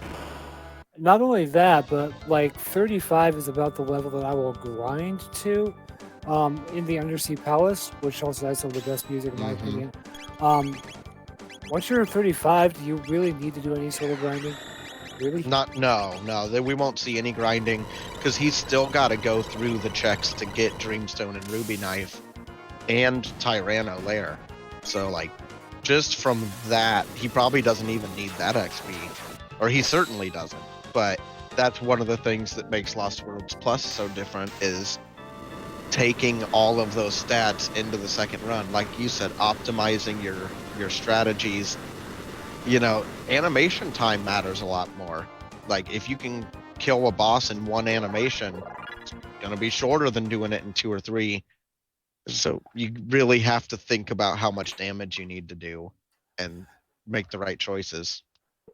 Yeah, exactly. Which is why I would prioritize, say, like Dark Mist over Dark Matter. It doesn't hit quite as hard, but it's a lot faster. That was an epic rat catch. Yeah, that's the 1 frame. You have a 1 frame window to catch that rat right when he takes off. And it actually loses time, interestingly enough. But it does feel good when you get it. Yeah, all those, pixel perfect 1 frame tricks are super satisfying. In most games, I don't know why, but like Ys 3, I got a ton of these pixel perfect tricks, and I was still salty.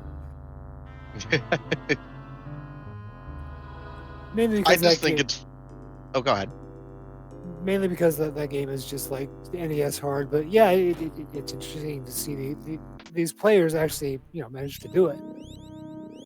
Yeah, I just think it's really funny, and it probably says something about our community that we have a skip that is difficult to achieve, that loses time, and most of us go for it every single run. There is something to be said about swag strats.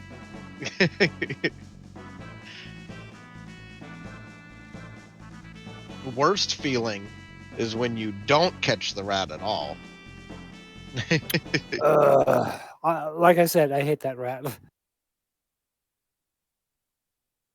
We see Akuheish continuing his Zeal Gauntlet up against the Mammon Machine now.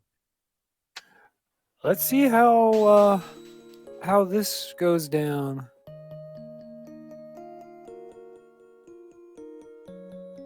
And Dipwood collecting his Dreamstone. So, and then the Ruby Knife was that Son of Sun, wasn't it? Yes. And he's heading straight there. He knows where he's going now. So basically, we do this, and then we do the Son of Sun, and then we're on to the Tyranno Lair and into Zeal. Yeah, absolutely. Taking a second to check the store on the way, and likely grab speed tabs along the way as well. But maybe not this late. I don't know if you take the time or not. I think I probably would with this team. Yeah, I mean, you can always get Robo faster, or you can always get your other characters faster. I mean, fast is good. Akuheish starting Zeal 2 as Kyuketsuki takes on that new Mammon Machine. And Son of Sun, we have triple boss going on right now. 3 different bosses, in fact, which is Yep. not very common to see.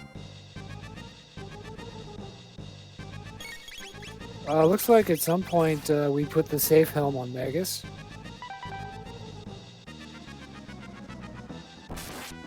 Not a bad call. I always feel like Magus needs HP. Like, he just does so much better for me if he can take a big hit. And so I tend to put like silver earring or gold earring on him. But there's a lot of different ways to build these characters, and I think that's some of the fun of the runs.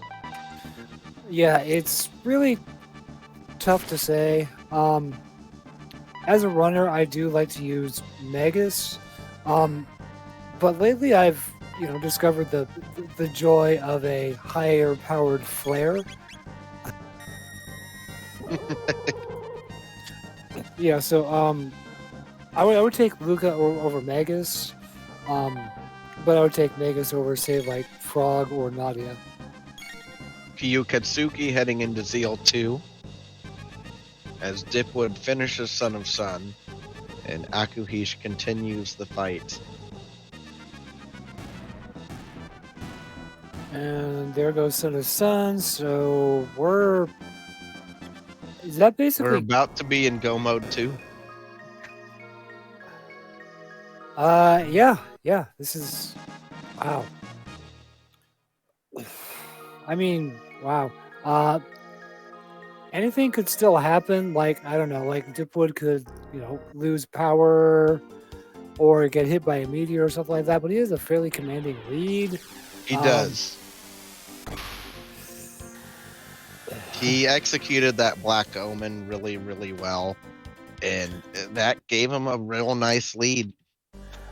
I wouldn't call it a good execution. I would say like on point execution. That Black Omen was just a work of art. Yeah, absolutely. Well, Dipwood hasn't been in the community long. I think he's been around for about 6 months or so, but he put in the work immediately and was competitive with some of the best runners within, a month of starting. So in this upcoming tournament and this tournament going on right now, he's going to be something to watch because his execution is great. Absolutely. I mean, that's one of the beautiful things about Jetsu Time in general is that it's not that hard to pick up, but it takes a lot of time to master. That's the beauty of it.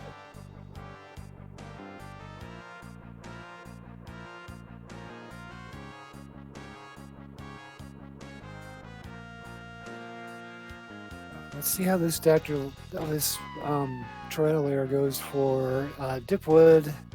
I know that there's a ton of skips here, and I've seen like Koala do them. So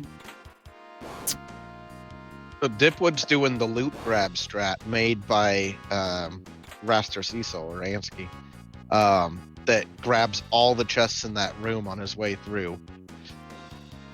And there was another Kaiser arm in that room. So we're on, I think, like 4 Kaiser arms now. I say install them all. Like, where's Luca when you need her? Because Robo Goro could be pretty great.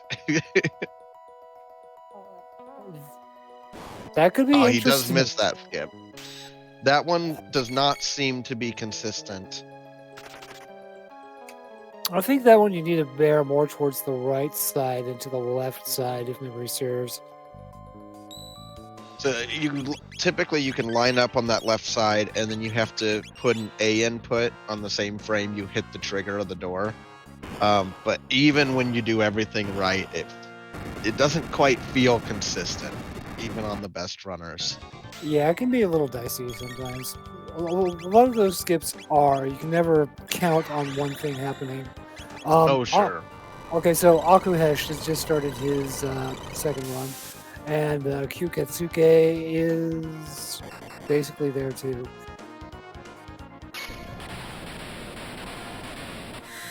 Not to take away from Kyu, because he has been, I think he went from, his first Lost Worlds Plus, he got like a 345 or so, and he's cut an hour and a half off of that PB already, just training for this tournament.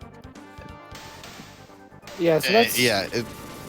so he's been doing some great runs, and we're going to see both of them start their runs. I definitely think he made up some time there a little bit, though, because he's right behind Aku now.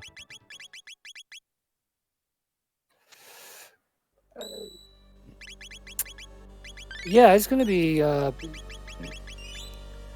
I hate it to sound so final, but it looks like the more interesting run is going to be between Aku and Kyuketsuki.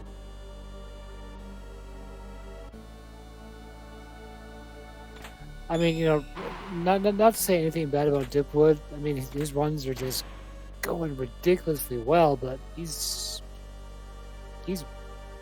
he's ahead.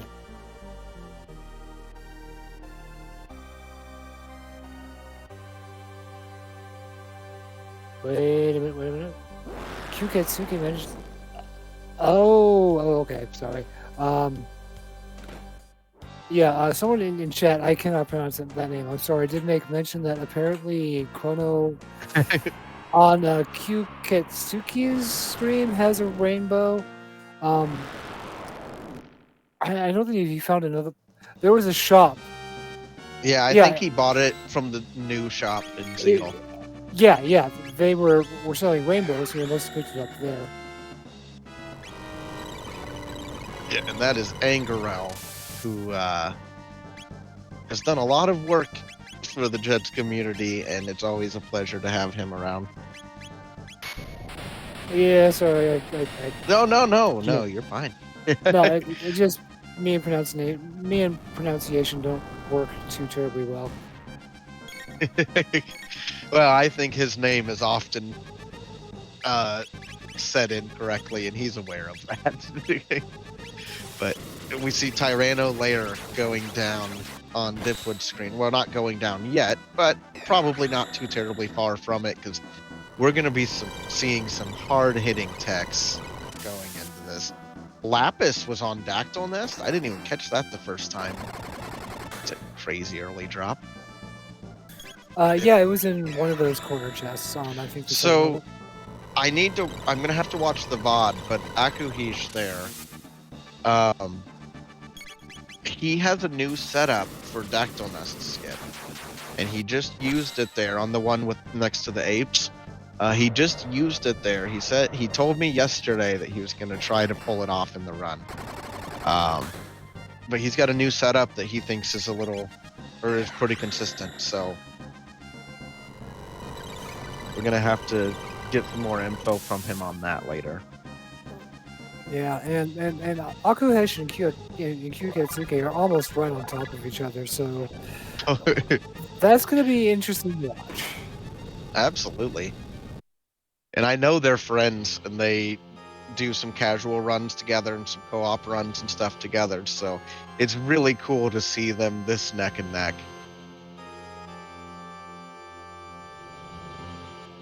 We are an hour 40 in, and Dipwood's got full second go mode and is on his way to Zeal. Zeal, the news, and Lavos, and I believe the world record, I'll have to double check. I think it's like a 158. I don't know that we're going to see that, but we're going to see still an incredible time coming from Dipwood here, I suspect. Yeah, it's going to be one to watch. Just from watching and being able to commentate, I think that the deciding factor of this particular run was Mount Woe. Yeah, well, Mount Woe is just so many tech points of gear, like we discussed at that time. You're absolutely right. It has made a pretty massive difference in gear.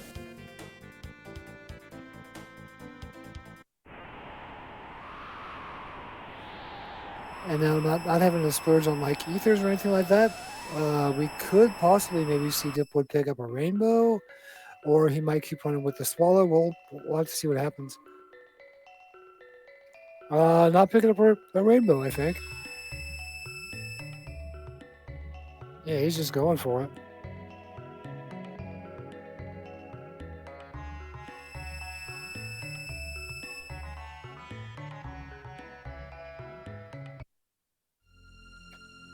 Do you recall what was at the Tyranno layer, or the Reptite layer? Reptite was the clone. I'm not sure why Kyuketsuki is hanging around there, but he is. Perhaps either he found something here that was really worth his time, or he maybe misremembered where he got go mode. It could be either or. It could also be that he's trying to get into that secret cave to see if it has any really good stuff in it. And that's that new setup I've been seeing from Kyuketsuki and Akuheish of how to get through that last room. I always learned like the stutter step method, but I wonder if there's has less room for error. I need to play around with it. Yeah, So that's usually that room goes pretty well anyway. yeah. I mean, you can typically run away, but not before the ape picks you up and throws you at something. Very, very rude. So Dipwood is going up against the Golem. It shouldn't be that difficult of a battle. Not when you're punching him for 1,300.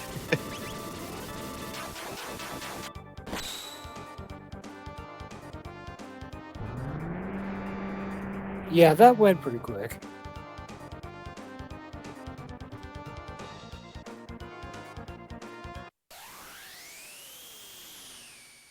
Uh-oh, Kyuketsuki has the crisis arm equipped, and Chrono at 710 HP. That Uzi punch did nothing.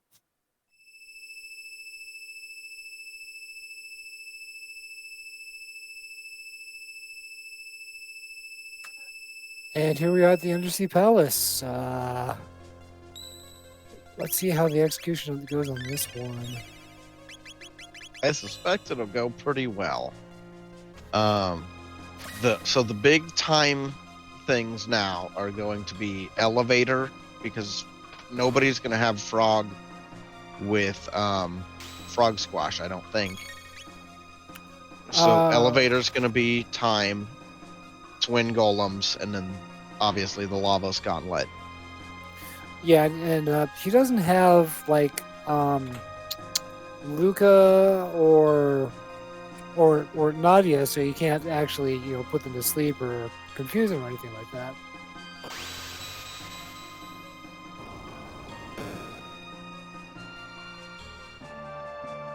Yeah, you're right. He doesn't have access to Boogie or Hypno Wave. But twin golems usually aren't too much of a trouble.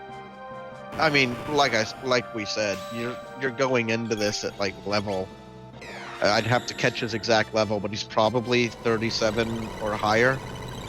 Could be approaching in the 40s. Could be. I know Akuheish was 37 going into Zeal, and Dipwood has done all of Tyranno Lair. Oh, he's nabbing all those fights. I've gotten pretty good at those stair skip there. To be fair, that I always have problem with those thrashers. I always end up fighting all of them. Moon always jokingly calls it Cthulhu skip because I'm pretty consistent at it, but I did not invent it and I don't do anything special, so.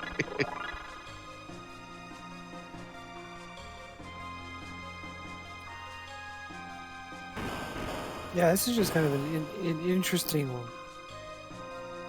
An interesting room, especially this battle, because you have that Omicron come on and then he pieces out. Yeah, and sometimes he glitches out and he decides to wait about 7 or 8 seconds before he spawns the enemies. So if that ever happens, don't reset. Just sit for a minute. He will eventually spawn them. Yeah, I mean, like, this whole game, just because of what it is kind of glitchy. Yeah, it's held together with spit and developer dreams, and they really made something special. Yeah, I mean, it's amazing that it holds up as well as it does, but there are some hiccups.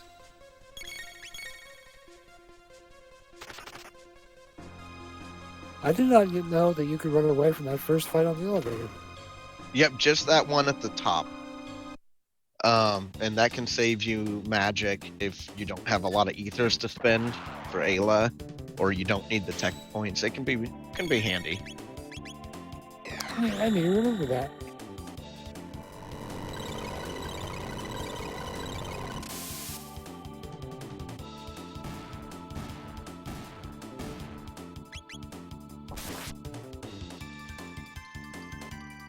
Son of Sun goes down to Kyuketsuki. And I think that Akuheish is yeah, he's onto the Tyranno layer. He is, yep, he just got go mode. So Kyuketsuki, has he done Guardian? I think he has not gotten the Dreamstone yet. I think he's on his way now. He might have mixed up the Reptite layer with the Aura Stone. I'll take some credit for that mistake because I've been working on an emo tracker pack for Lost Worlds Plus for over a month, and I still can't get it to work the way I want it to. But it'll have a spot to mark those things is the idea.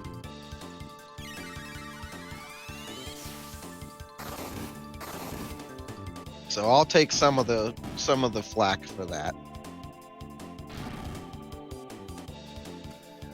Well, I mean, like, these things happen, but I mean, it's never, you know, fun when it does, but you know, it's a thing. Yeah, I definitely did it on a recent Lost Worlds Plus run, and it's unfortunate, but like you said, just move on. Hope it doesn't happen next time. Make better notes. If that's what happened.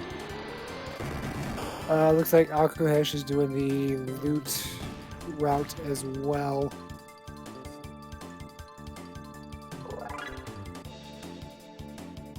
Another Kaiser arm.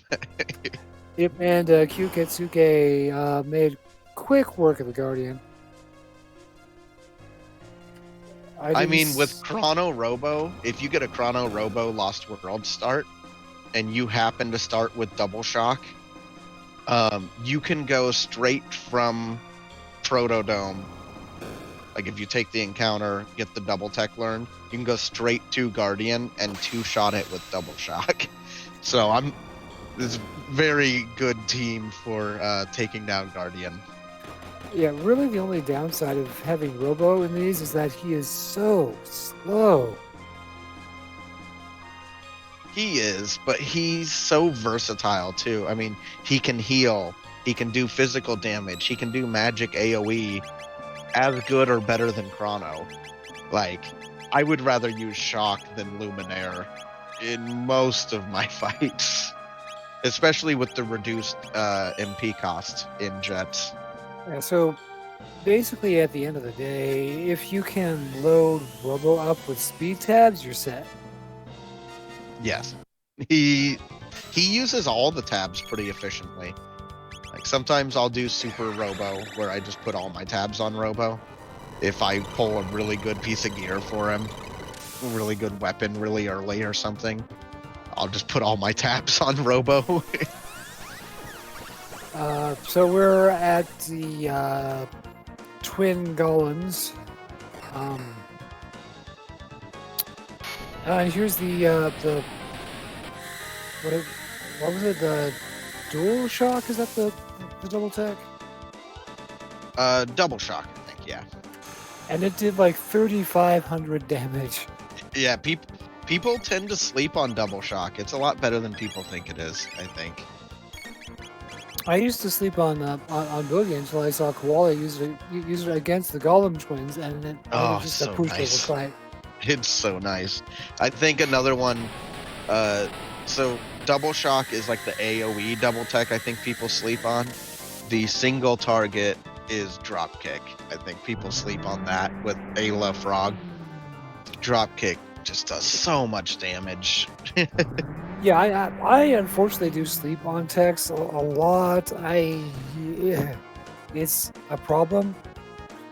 Although I do judiciously use like Piezo Dance because Piezo Dance.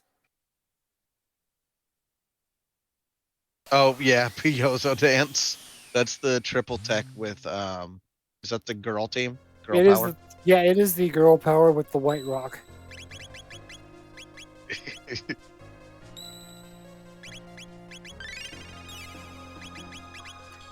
But yeah, I needed to start, using like drop kick and dual shock, and all the cool I'm stuff like that. surprised it didn't give that to Aku. It looked like he set that up just right. I'm surprised he got that encounter.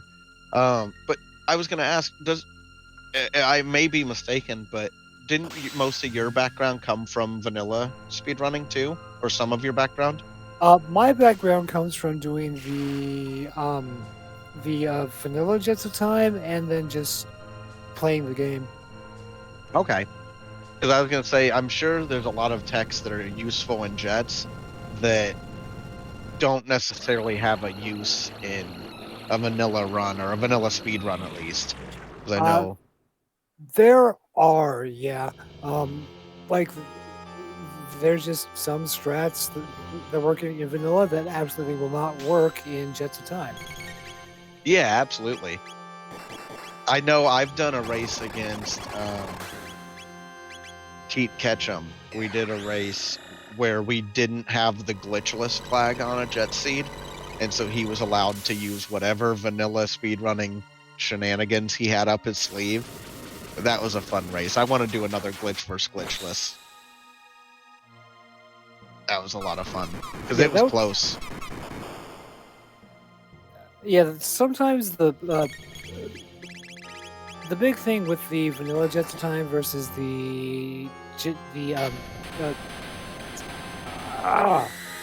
Lost Worlds is that some of the glitches that you can do just don't transfer over. Oh well, what I mean is like coming from vanilla Chrono Trigger speed runs. Right. Yeah. So, but yeah, we had done a race flag set because you're right. Most of the stuff in Lost Worlds isn't going to have anything too crazy that you would use in a vanilla run. Lost Worlds is just something special. Like it's such a different type of run, and it feels less about like this is a really good run to look at what I'm about to say. So I feel like Lost Worlds and Lost Worlds Plus, they don't care as much if you make the right decisions of what checks to do. It cares more about how you execute the bosses. Like Dipwood did more checks than the other players, but that also prepared him for the end game gauntlet better. And since there's only 5 checks, worst case scenario, you do 2 or 3 extra checks. And if you find gear or XP or tech points that makes that worth it, like that's something I don't see as much in race flags, is a chance to catch up when you are clearly behind sometimes. Yeah, that's the big thing is in vanilla, if you get behind, odds are you're just going to keep getting further and further behind unless you get super duper lucky on 1 or 2 checks. In this, like you said, there's only 5. You're not going to get too terribly far behind. Yeah, and I think you see it more on race flags where it's a very linear seed. Like let's say Hecarim Cave has gate or has pendant, and then everything you need is in the future. Like the player that goes to Hecarim Cave first has a massive advantage because it unlocks those checks, and if those are what you need, he's way ahead until the others get there. Whereas in Lost Worlds and Lost Worlds Plus, those extra checks, like it's so open. All the checks are available at the start, as long as you think you can take the bosses. Like, and that's not to say I don't like race flags. I think race flags are really cool too, and they have their own excitement and their own race like things that make them good. Yeah, I mean they're basically 2 different games. Yeah, exactly. And I like to enjoy them both. Dipwood he slammed through Lava Shell while I was rambling. Yeah. And he is in Lavos 2. He is past to the point of Lavos 2 being too terribly dangerous now that he's gotten all healed up. Yeah, go ahead. Yeah, it looks like Robo has Heal Beam, and that's going to be a huge boon through the rest of this battle.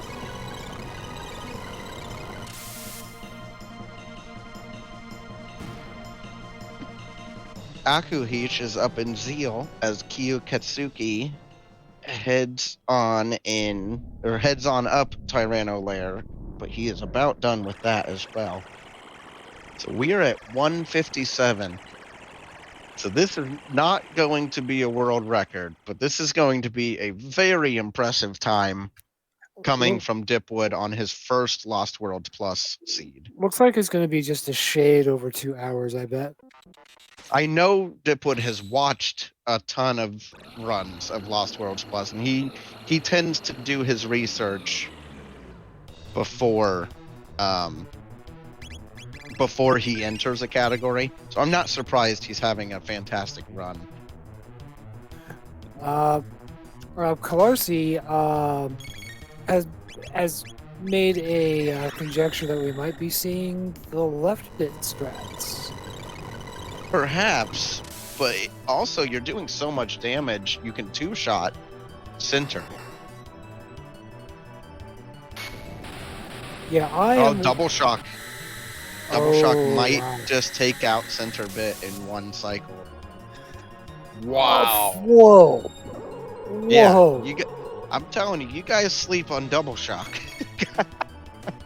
Yeah, I will sleep on that no longer because that is just ridiculous. Mid survived, but it had to have been with like less than 500 health. Mid survived in so much that like he's hanging on by a thread. Oh, he's hitting with the AoE for the second one. This is going to get him counterattacked, but all his characters have 700 health. I am an unabashed left bit stratter. I mean, it's so quick. Like you do like an Uzi punch and a standard attack, and that's the left bit done. Yeah, with certain teams, I almost never left bit because it's just so dangerous if your team isn't optimized for it. In some cases, I will, but it's very rare for me to left bit. And I also think that's one of the pitfalls new runners fall into the quickest, is going for left bit strats, which have always worked for them in vanilla. And then you come into like a jet seed and you try left bit when you're a little lower level or you don't have great gear. Oh, that'll mess up your life. Yeah, that's why I'm a left bit guy, is because vanilla Chrono Trigger. If I ever get into playing like Lost Worlds, I'll probably have to change things up a little bit.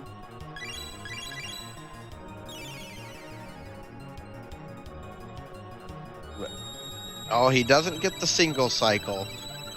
Dipwood doesn't, but I don't think there's going to be much of this fight left for him. No, he's just doing far too much damage for it to be a difficult fight. I mean, Dark Matter and Super Volt together. What does he do? Excuse me, what is he doing to right bit with each one of these? 3,500. That's up there with some of the hardest hitting techs in a normal Jets run. Obviously, you're much higher level than you would be in a race flag, but he's doing incredible damage. Yeah, I mean, this is probably a walk in the park, and getting that center bit kill. We haven't seen Grandstone. We haven't seen the chop or the lightning. It's a bit of a walk in the park, except for that X strike.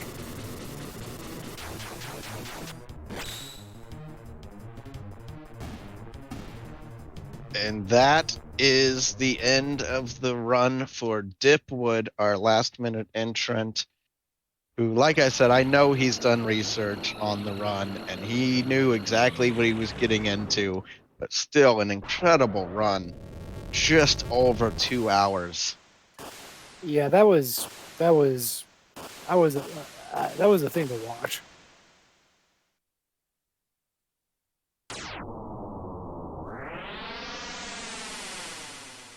Such a strong finish on that fight. Yeah, I don't think I've ever actually seen a Lavos fight go that well. And Lost Worlds Plus, they typically do. It's a little cathartic, actually, that you get to go in and you get to ruin Lavos's day like he's done to you so many times. Yeah, that definite catharsis there because I hate fighting Lavos, especially in like a race flags because it's just pardon me, it's just a bit of a slog. It's not fun or strategic or anything like that. It's just kind of like, okay, so here we go. Let's see if we live or not. Yeah, I think a lot of the Lavos strategy is just being prepared or knowing how prepared you are going into it. Like if you know that you need revives, going and getting the revives is part of the strategy for Lavos. Or no, Yeah, I'll be okay. I remember the last seed that me and Procky commentated. Oh, it was brutal. Like all the runners ended up going against like Lavos 2. Like it had to have been at least like 7 or 8 times. It was brutal.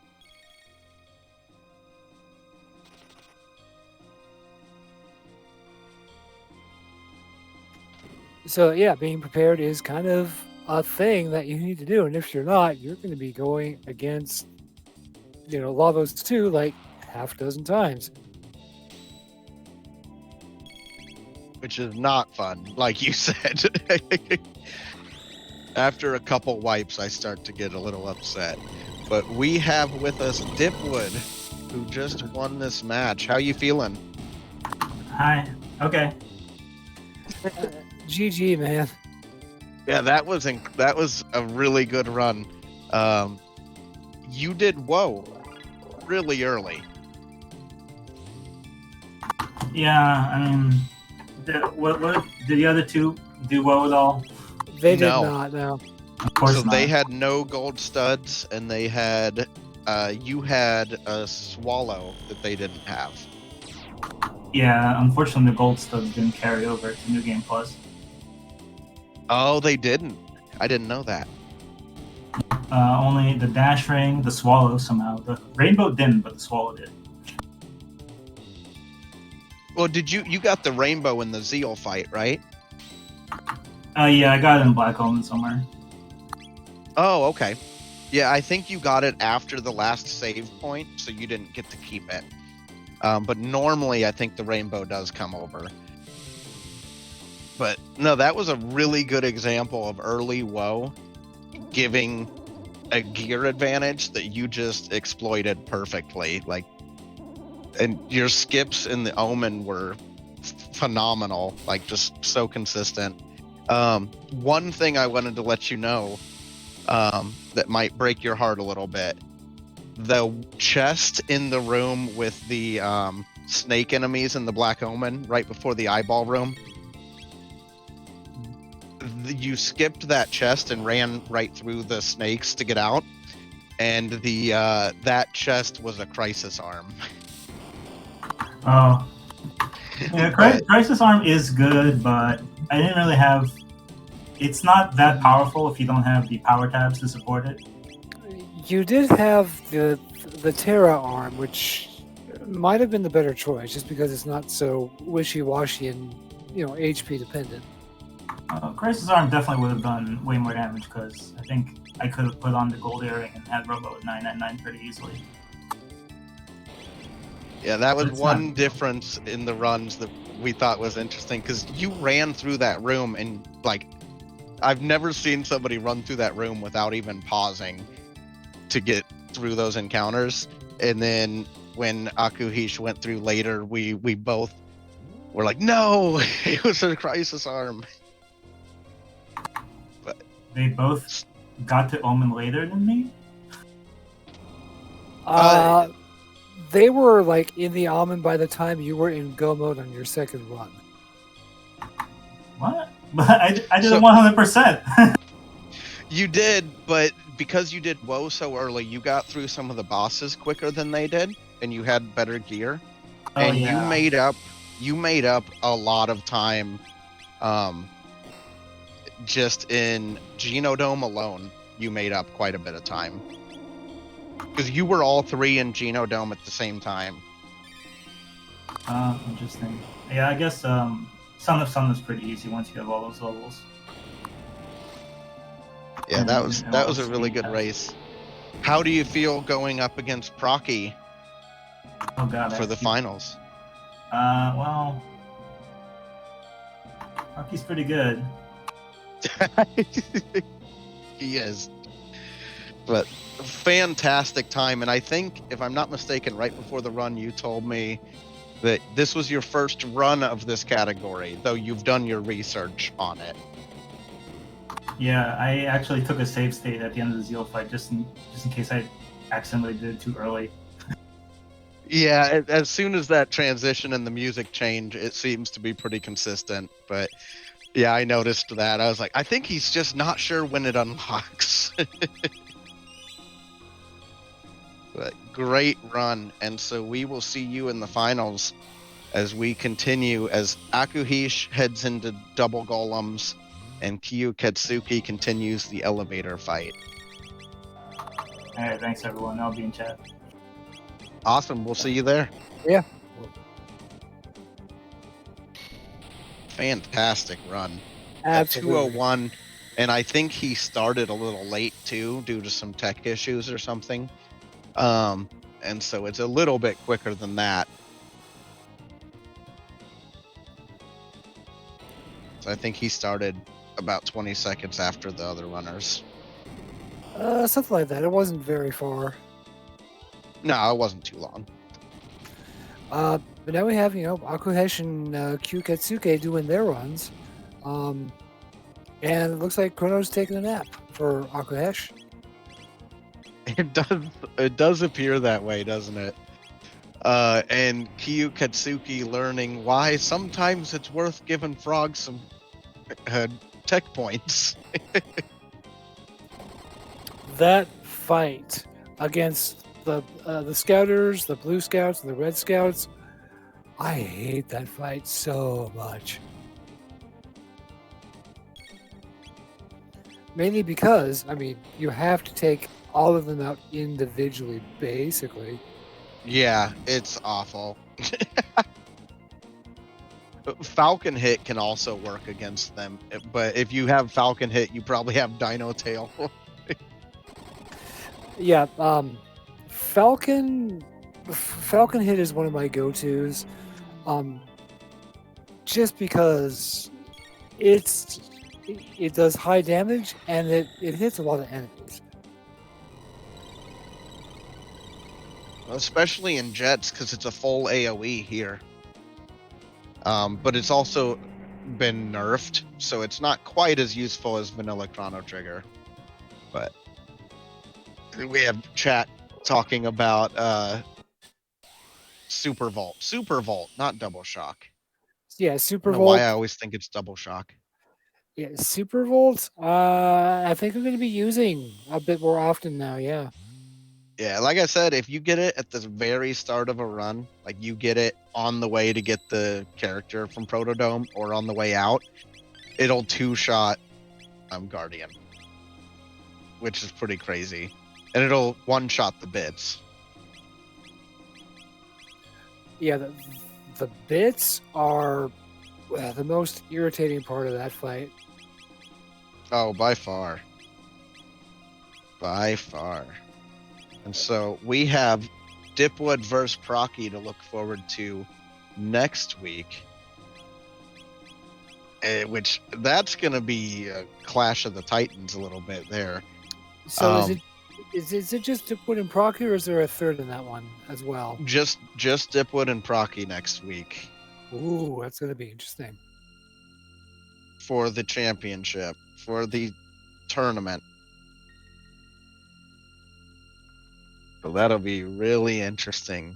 But we still have Aku and Kyuketsuki finishing up their runs. And their runs, don't get me wrong, it looks like both of these guys have a chance to get sub 230, which I think anything sub 230 on a Lost Worlds Plus is a pretty great time. Yeah, we're starting to see more and more people pushing to that sub 2 or getting real close. But yeah, it's like my PB I think is like a 222 or somewhere in that ballpark, I want to say. But I'll get there one of these days.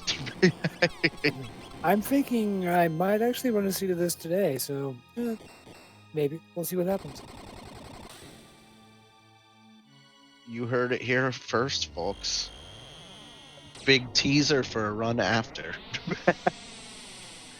It's probably not going to be very impressive, though. I'm not going to lie. I know Aku and Kiyu have both been training, doing these seeds back to back, racing each other casually, and so it's really nice to see them come so close at the end here to each other as lava shell goes down on one screen and perhaps double golems on the other.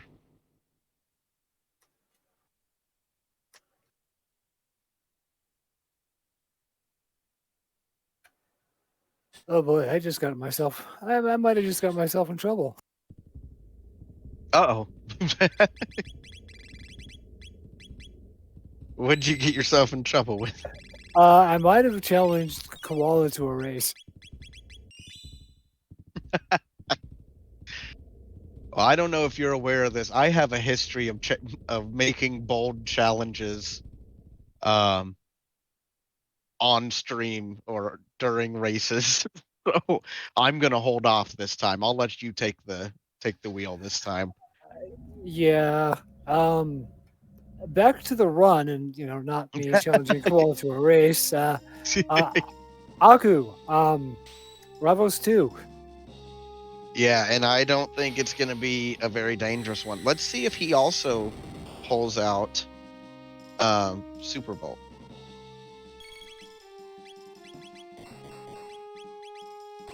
Oh, he's pulling out Luminaire, Dark Matter, and Uzi Punch. Oh my gosh. Uzi Punch for 6,300? That's a crisis arm. What? With an 8 in the last. What? Oh my goodness. This is going to be a fast lava. Oh man. Robo says, how you like these bananas?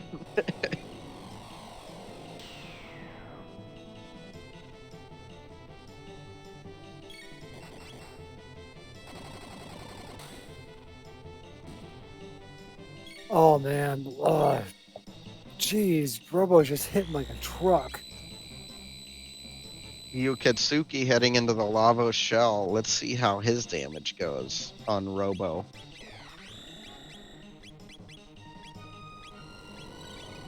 Yeah, I think Procky has it right. He's not hitting like a truck. He's hitting like an aircraft carrier. 2,000 damage to the face of that tick during this shell fight.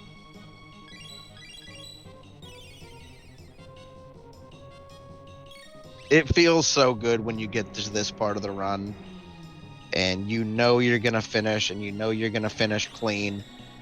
And it's just, what is the most optimal way to take these down? What tools do I have at my disposal that'll take this guy out? And we see Kyu finish off that shell, and he's going to be heading into that save point right behind akuheish.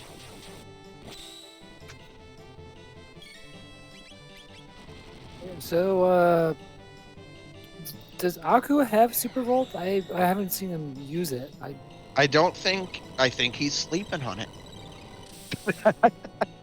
We're seeing it live. I think he's sleeping on it. Yeah, he's got to have it. There's no way you use the same team for this whole seed and not have all your techs.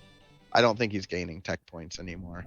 I mean, it's possible, but if there's one thing I've learned is that you never sleep on a tech. I recall one race actually where we were seeing, it was like Delta attack used over like Antipode 3. Yeah, I think it was maybe a moon race. I don't recall who it was, but I that know was Moon versus Corinth. The difference maker was a stone, a triple tech stone. That Moon went to get and Corinth did not. I remember that race actually. As Akuheish heads into Lavos 3, we have Lavos 2 on Kiyu's screen. Yeah, the Blue Rock Classic. That's what I'm going to call that race from now on. Blue Rock Classic. I'm naming it. Didn't we call the Blue Rock cheating after that? No.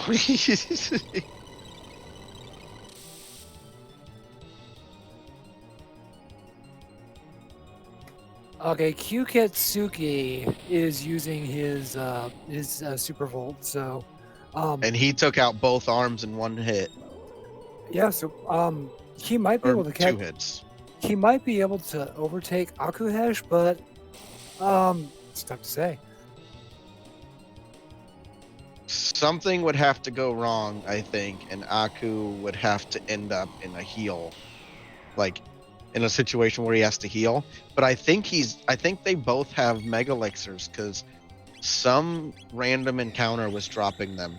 So I know they've got a couple each. So I think they're home free now with those megas, as long as they play safely a little bit and deal as much damage as they can. They should be able to get through this without any hassle. But such a good race overall.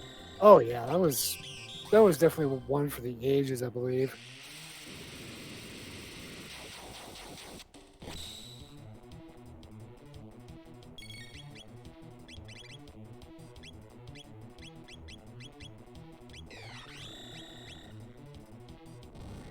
But Kiyu's going to get a very respectable time. They're both going to get great times. Yeah, I mean, they're both looking sub 30. And that's, as you said, that's pretty good. I guess we'll find out what my time is a little bit later today. Absolutely.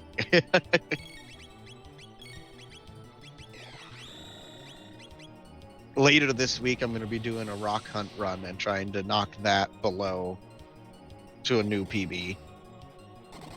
I'm assuming that a rock hunt is basically finding all the colored rocks. Yes, and they are in the same spot each run, but that requires having access to each time period and Thomas Pop and Black Omen. So it requires a lot of key items. As Kiyu heads into Lavos 3, but he did not get the menu glitch, but hopefully those mega elixirs will carry him through.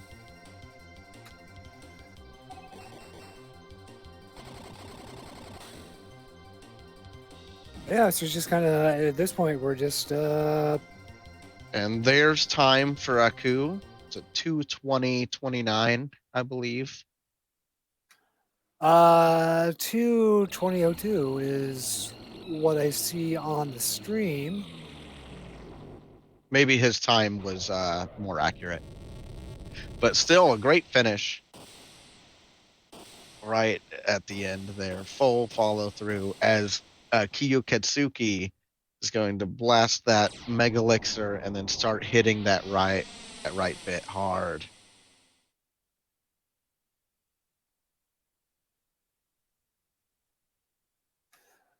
That is the official time, was a 2:20:02. So that's perfect. Okay, that works for me. And I'm going to pull Aku down. And Aku, that was a great run. GG. With a strong finish. How did you feel?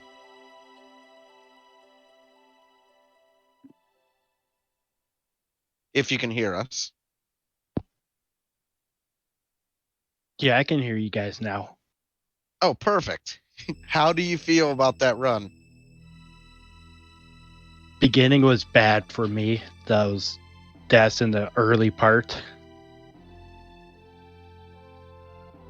Going through Genodome just to die. And Aku, that was a great run. GG. With a strong finish. Yeah, that was unfortunate, but you did end up, one thing that was really kind of funny from our our end as viewers as Kyu continues his Lavos 3 fight that I think will be over very shortly. Oh, perfect. In that room where the ruminators move through in the Black Omen, Dipwood ran through that room with precision and an intent and skipped all the encounters and didn't grab the chest. And then you grabbed it and it was a crisis arm. And we were like, this is a race. Yeah. As Kyu just finished off his Lavos 3 run and finished with a very respectable time as well, somewhere Yeah. in the 222 range. And really, anything under 230 is really good. That's exactly what I said earlier, actually, is 230, sub 230, good. That's a good run. That's a solid run. So, GG Kyuketsuki. Why did I flub Road Tight? Oh, we noticed that, but it's happened. I think it's happened to all of us at some point in one of these runs. Is just misremembering. I would have had my first beat against my senpai, so.